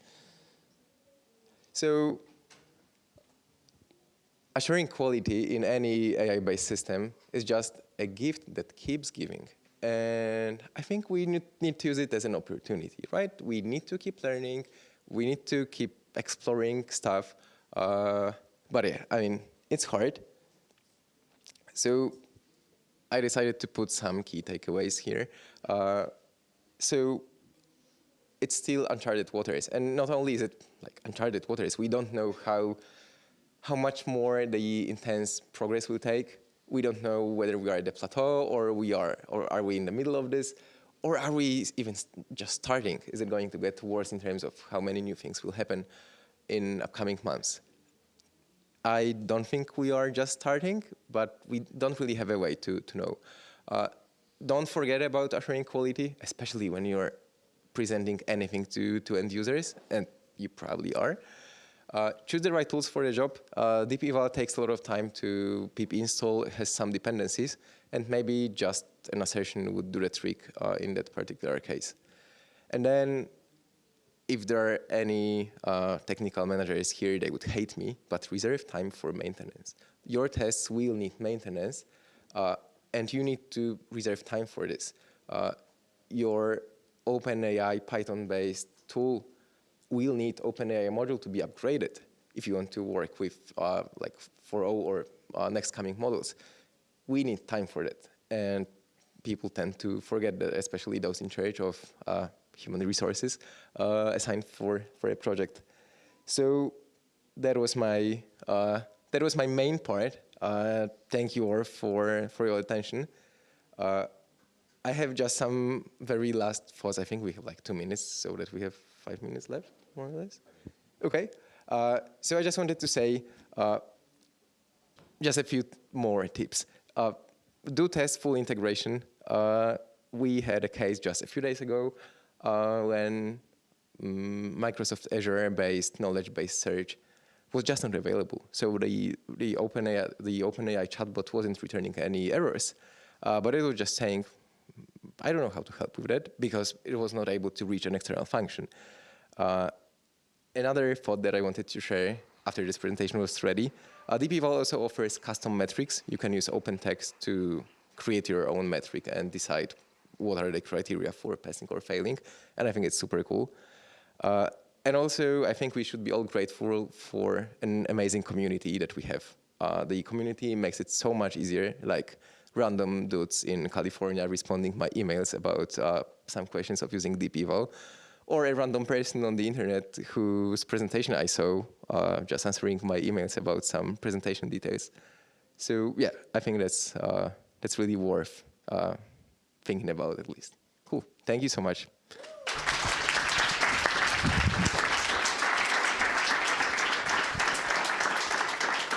Thank you, Arthur. We have 5 minutes, and on Slido there is 2 questions. Do you want to Yeah, answer? sure. Okay, I'll try to read it. Okay. So, how would classical and NLP-based technique work out in testing LLM output like Blow, Rogue? So this is where I'm going to use my humble software engineer card. I have no idea. Like, go ask data scientists. But yeah, really, this can be optimized, and you can surely do it better. So this is more of a higher level testing. This is think about things that I showed more as like end-to-end test or user acceptance test. But yeah, definitely consult data scientists before touching any of this. Okay, we have another one. Is it possible to even come up with a universal testing metrics for output of LLMs? No. No, like nothing universal is possible in this area. It's, I mean, unless universal means if your chatbot is super strictly bounded to a single task, then maybe you can find something which is universal to this particular task. But like, as we've just seen, the explanation of Roman Empire downfall had some metrics with passing grades. So there is no single silver bullet metric to be used.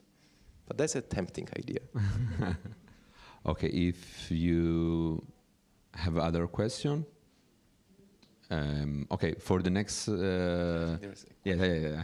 So as I said in the opening, it's better to use Slido for question. So during the talk, you can put down and people can read from it. But if you have a live, if you're okay, can you stand? Hi, wonderful talk. Thanks. I have a question about DPVal. It's the first time I see it. So the first question is it reproducible? That is, when you run DPVal on a task case, does it always answer the same number for all the metrics?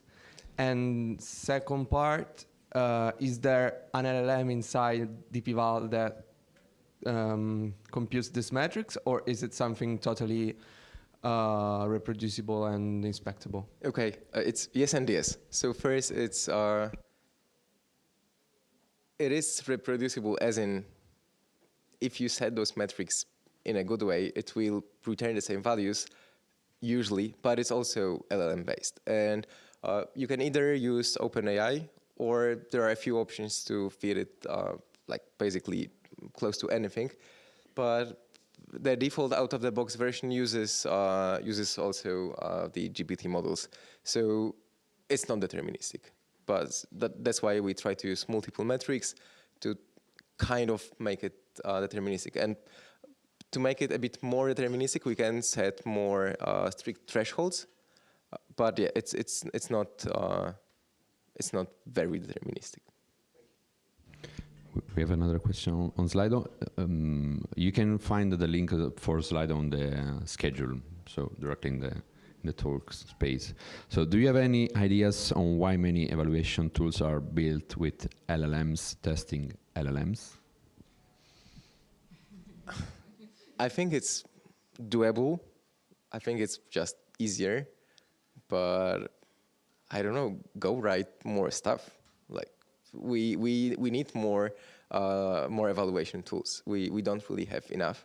And there is, like, we logged onto the DPVal version a few months ago, and then I had a question to the team. So of course I just showed them an email, 51st, and their answer was like, "Oh, but the version that you are using is 123 releases behind our master." Like, we need more tools. They are being actively developed. So I think the reason why we are using LLMs to test LLMs is because that's the only thing that can handle LLMs at this point. Okay, thank you. I think we finished the time for question, but maybe Arthur can answer other questions after the talk. Yeah, I'm very happy to talk. So if anyone wants to chat, just find me. I'll be around until Saturday. Give the last applause to Arthur, and thanks again for the talk. Thank you.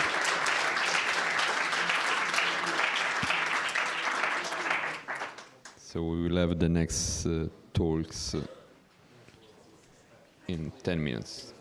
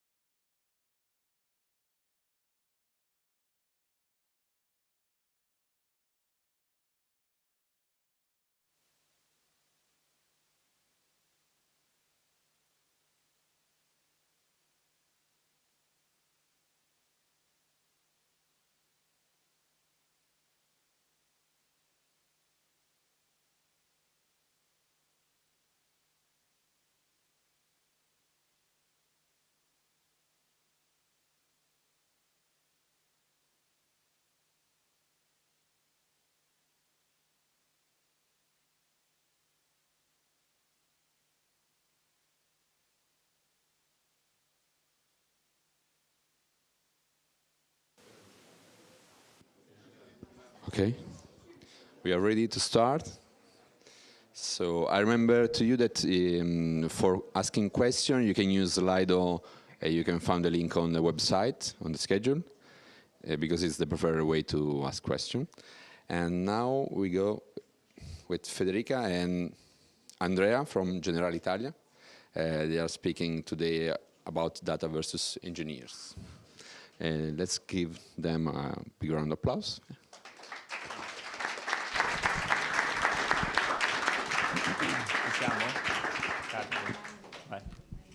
So,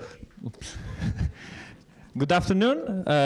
We are from General Italia, and this talk is about one of the most important challenges that every person that works in a large corporate is going to face at some point, data versus engineer.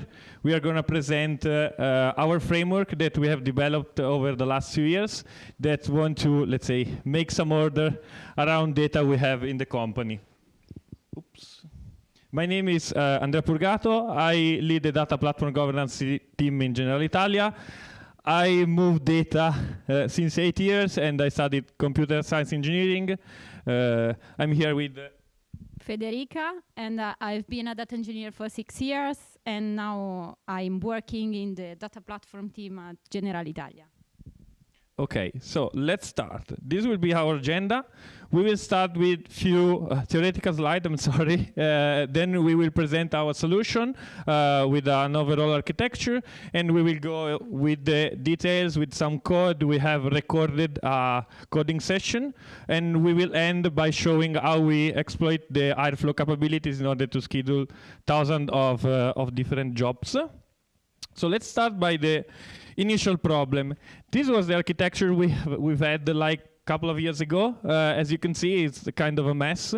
A lot of different programming languages, a lot of different technologies, and also the issue about the data management was that they were, let's say, divided in silos, and also the competencies and the know-how on the data were divided in different silos, so there was no cooperation. The results focusing on the data transformation part was that there were a lot of different processes around the company that were reinventing the wheel each time, that there was no monitoring and so on. So let's say that the real issues were, as I said, technological stack not uniform, Wild West feature engineering, so everyone was basically doing what they want without any standard at all, and thousands of different custom processing not monitored and so on. So starting from this, we have thought about 4 different pillars that we follow during the development of the solution that we are going to see in a while. The first key point was the centralization, because we wanted that different people from different business unit needs to cooperate in order to create a single source of truth, which is the second pillar, because the idea was to create inside our data lake a place where the data are validated by the business owner and the people that have the know-how to validate the data. Then we have, of course, wanted to create a shared technological stack and creating a framework that wanted to reduce the time to production. So data scientist and data engineer does not have to reinvent the wheel, and they can focus on the business logic that is behind the data features. Okay, this is the solution. It's called the Festo, the Generali Data Feature Store. It's embedded in our data lake. As a technological stack, we have adopted Python and PySpark as a programming language and a framework we use to manipulate data. We leverage on Airflow in order to schedule all our jobs. We are Google Cloud native, so we use Google technologies like BigQuery and Dataproc Serverless to execute Spark jobs and store data. And we leverage on dbt framework to execute the data quality test.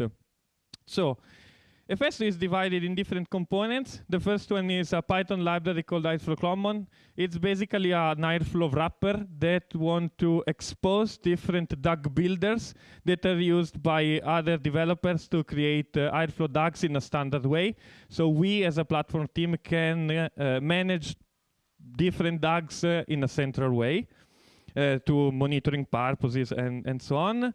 Then we have the Festo core, another Python library that hide all the code that interacts with the data lake, so input-output, it standardize it and expose some different classes that are used to implement all the data features. We are going to see in a while in the example how we can do that. Then we have the Festo features, which is the, let's say, real, the main components where all different people from different teams can cooperate in order to define the business logic of the different data features representing business components and business entity. Last but not least, the quality. We have embedded dbt in another Python library that by only writing some configurations, people are able and developers are able to define different data quality checks. Okay, this is a very simplified version of the class diagram of Festo. The two most important parts are the feature group and the two abstract class. The feature group represent a business entity, like the customer, like the contract, and so on. And the feature instead represents some specific characteristics of the feature group. In practical, a feature is a BigQuery table, and the feature group is a BigQuery dataset.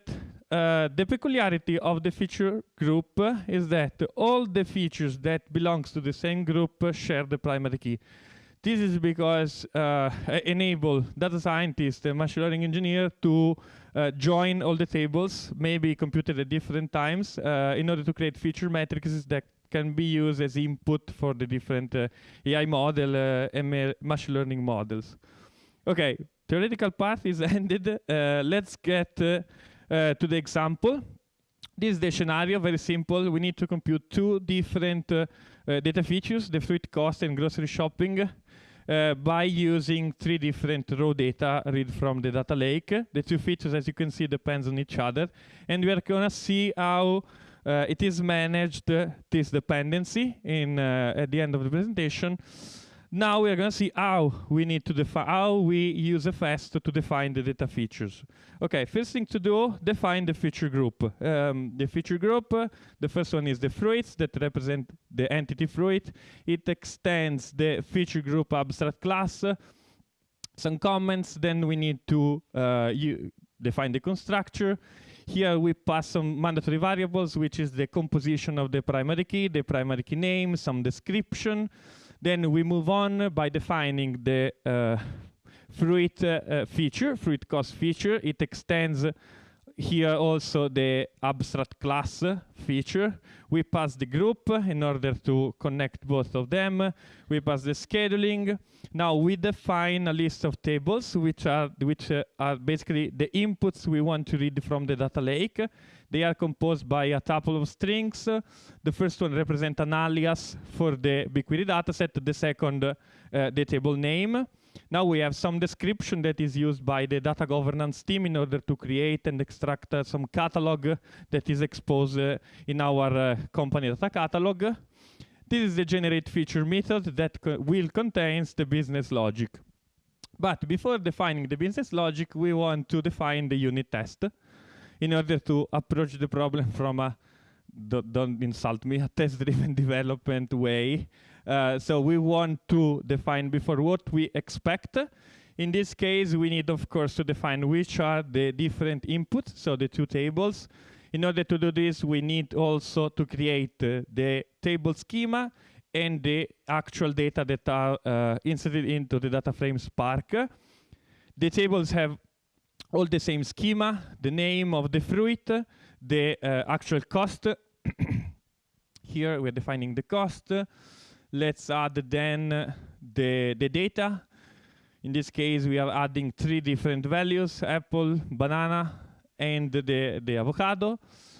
We do the same thing for the other input tables, the fruit transportation cost, which is the other cost component of each of our fruits. Same schema. We copy the data. In this case, we want to remove the avocado because we hypothesize to use an inner join. So I want to compute the fruit cost only of fruits that appears on both the tables. Then we define which are the expected data. Same thing here.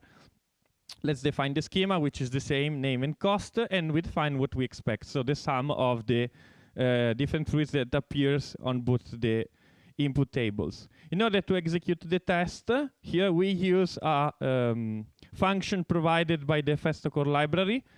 We pass the input, we pass the expected output, we instantiate the feature class and other parameters, and the unit test is ready to be executed. But before, we need to define the business logic. So let's get back to our fruit feature.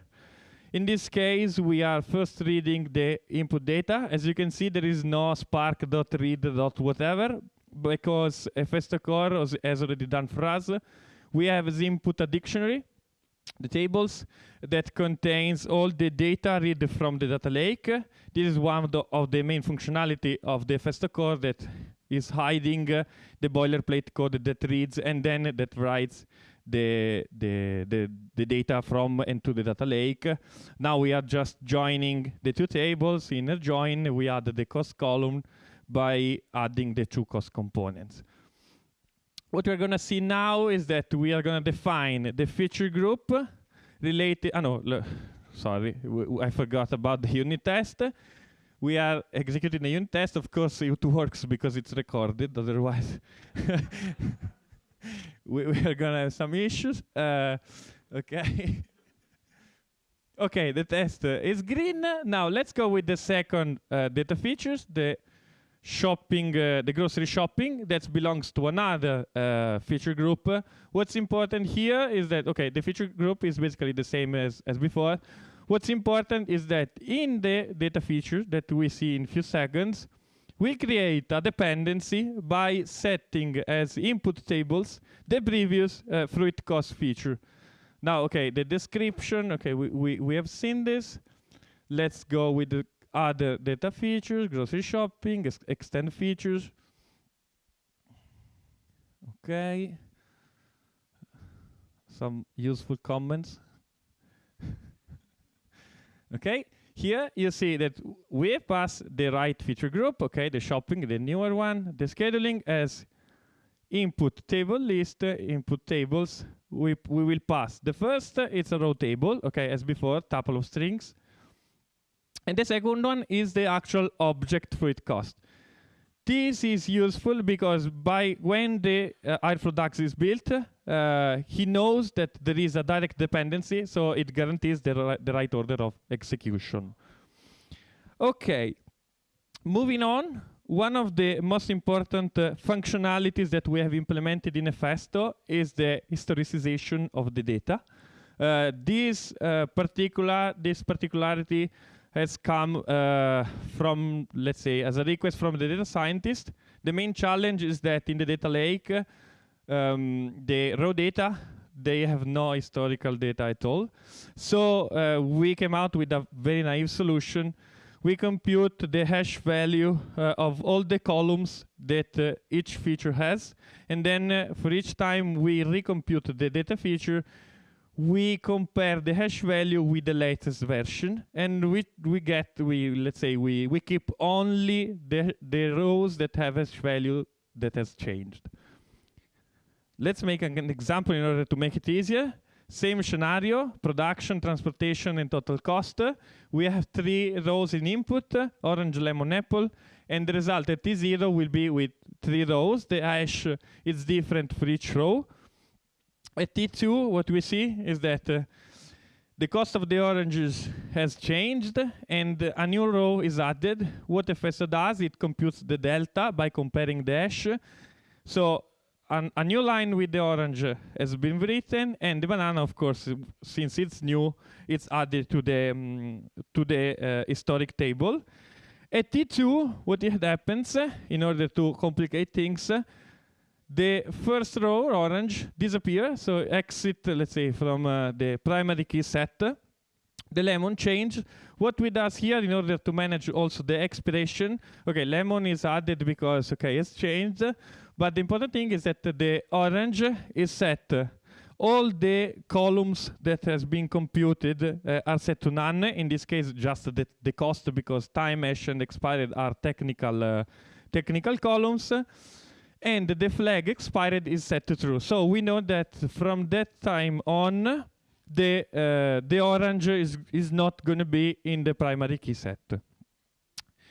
Okay, now Federica will go through the Festo quality and how we leverage on Airflow in order to schedule all our features.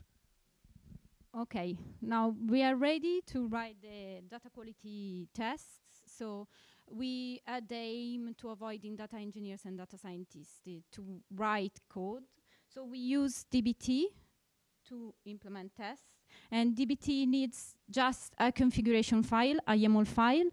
And plus this configuration file, we add an environment configuration file. So we can use the same file in all environments that we have.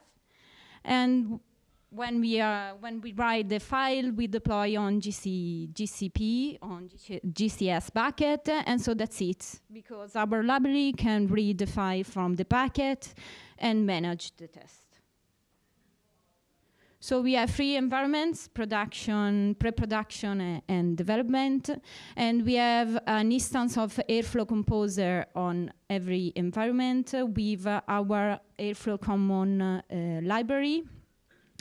And so also in this case, we have a lot of file of configuration for the DAG construction. And so we deploy this, we put this file on GCS bucket. And our library can create a JKE pod operator for every feature with Dataproc serverless under, so we can manage the server where our Spark job run. And we add functionality to receive on Slack channel some notification if the task failed or succeeded. So this is just the constructor of the DAG builder. So I want to show you this because data engineers that construct a DAG can define some information. And so this is for our business purpose to cluster data. And data engineers can also define the configuration for the Spark job, can test the development branch before going on production, and create for every Festo feature group, feature group, a slots pool. So in the same group, tasks can run in parallel and in different group. And so the dependency in the Festo pipeline, we create a metadata file where we define the dependencies. So a task can depend on a task in the same DAG, or can depend on a task from another DAG. And so the DAG builder can manage the dependencies with the metadata file. So I show you just some code. This is the build of the DAG builder, and so we read the metadata file, and for every features that we find in the metadata that belongs to the same scheduling, we create a JKE pod operator with the Dataproc serverless, with all the information that Spark needs to run correctly. And also for every file, quality test file we found in the repository, we create also a JKE pod operator with a Docker container with our code to run the test. And so when data engineers define the DAG, can simply, this is the feature, the task, the quality task we created with a checky pod operator. And so we manage the dependencies. Okay, when data engineer is ready, can just push the commit on the remote repository, and the pipeline Jenkins starts.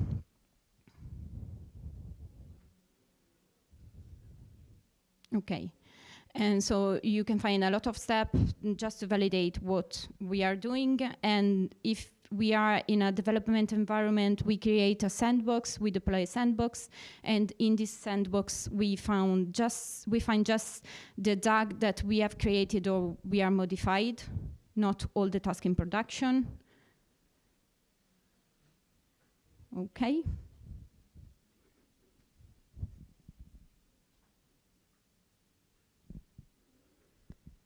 So this is the DAG.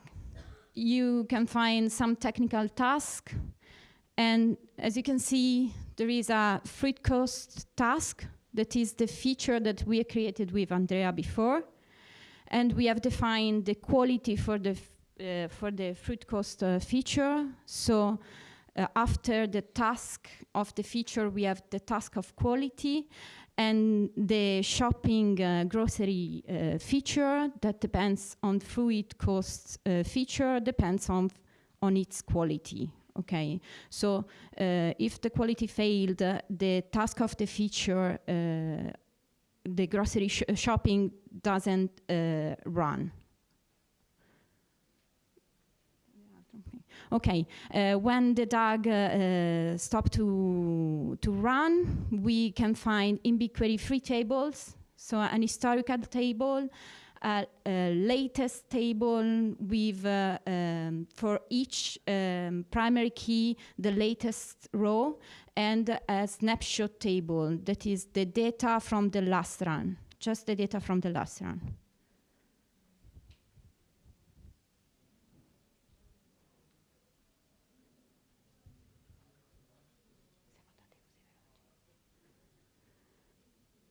Okay, this is BigQuery, and you can see the data set, and this is the historical table with all the data. And so fruit cost latest is the latest table and the snapshot from the last run, data from the last run. And also quality, put some information in a table in BigQuery with information about the test, so if the test failed, how many rows failed, and some other information that we use in data governance to monitoring quality of the data. To monitor.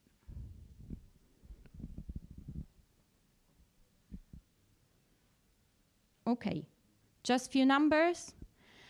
And so we deploy in production our library 2 years ago. And in these 2 years, more than 70 developers use the tool. And more than 400 features have been created in 18 DAGs. And these features use 100K hours per month in CPU time. Okay. Thank you.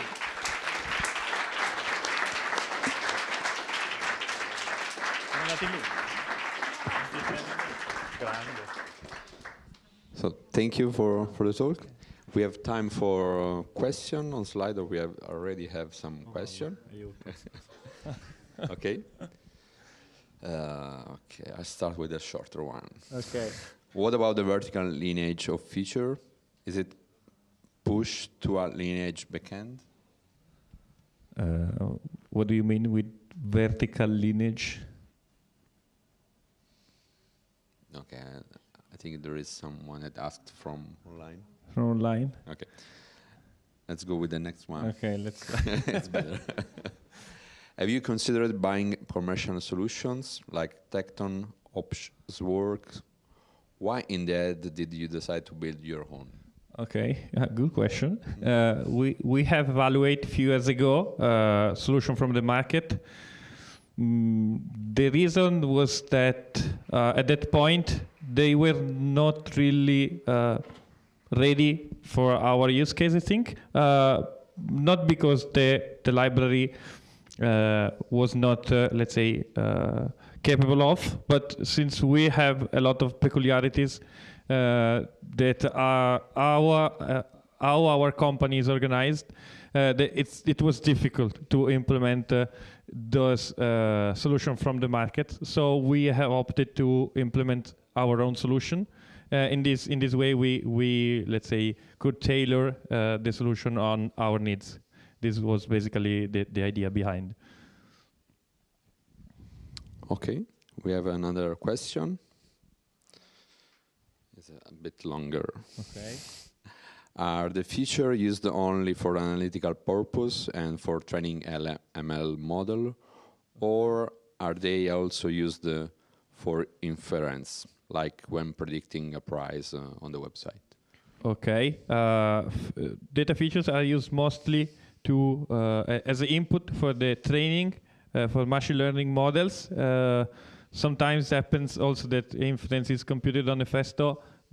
It's not quite common because the idea is that everything that come out from a Festo should be something meaningful for a specific business case, respecting the concept of entity and feature. So if I'm putting something that is very specific for my business case, maybe it's not useful because since the feature store is shared among different legal entity of the company, if I'm putting only my data that has meaning to me, I'm just let me just pass that I'm creating noise around the data features.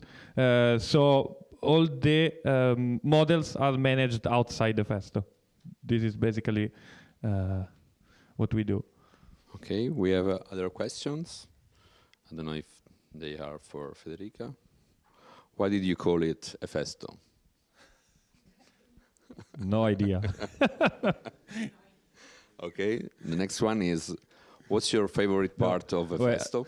Wait, Festo is the Greek god of engineering, if I'm right. So it's like we are engineering data. It's your product. Yeah. Don't ask me. Okay, I was reading. What's your favorite part of a Festo? Difficult to say. I guess creating something that standardized all the data transformation part where we had a lot of entropy. In this way, now we have a very specific central solution used by a lot of people. So, I mean, this is not from a technical point of view, but we have simplified lives of our colleagues. So I think we are happy about that. Okay. So we don't have any time to answer other question, and in 2 minutes there will start the break, so you can go downside and have some Thank you very much. Thank you.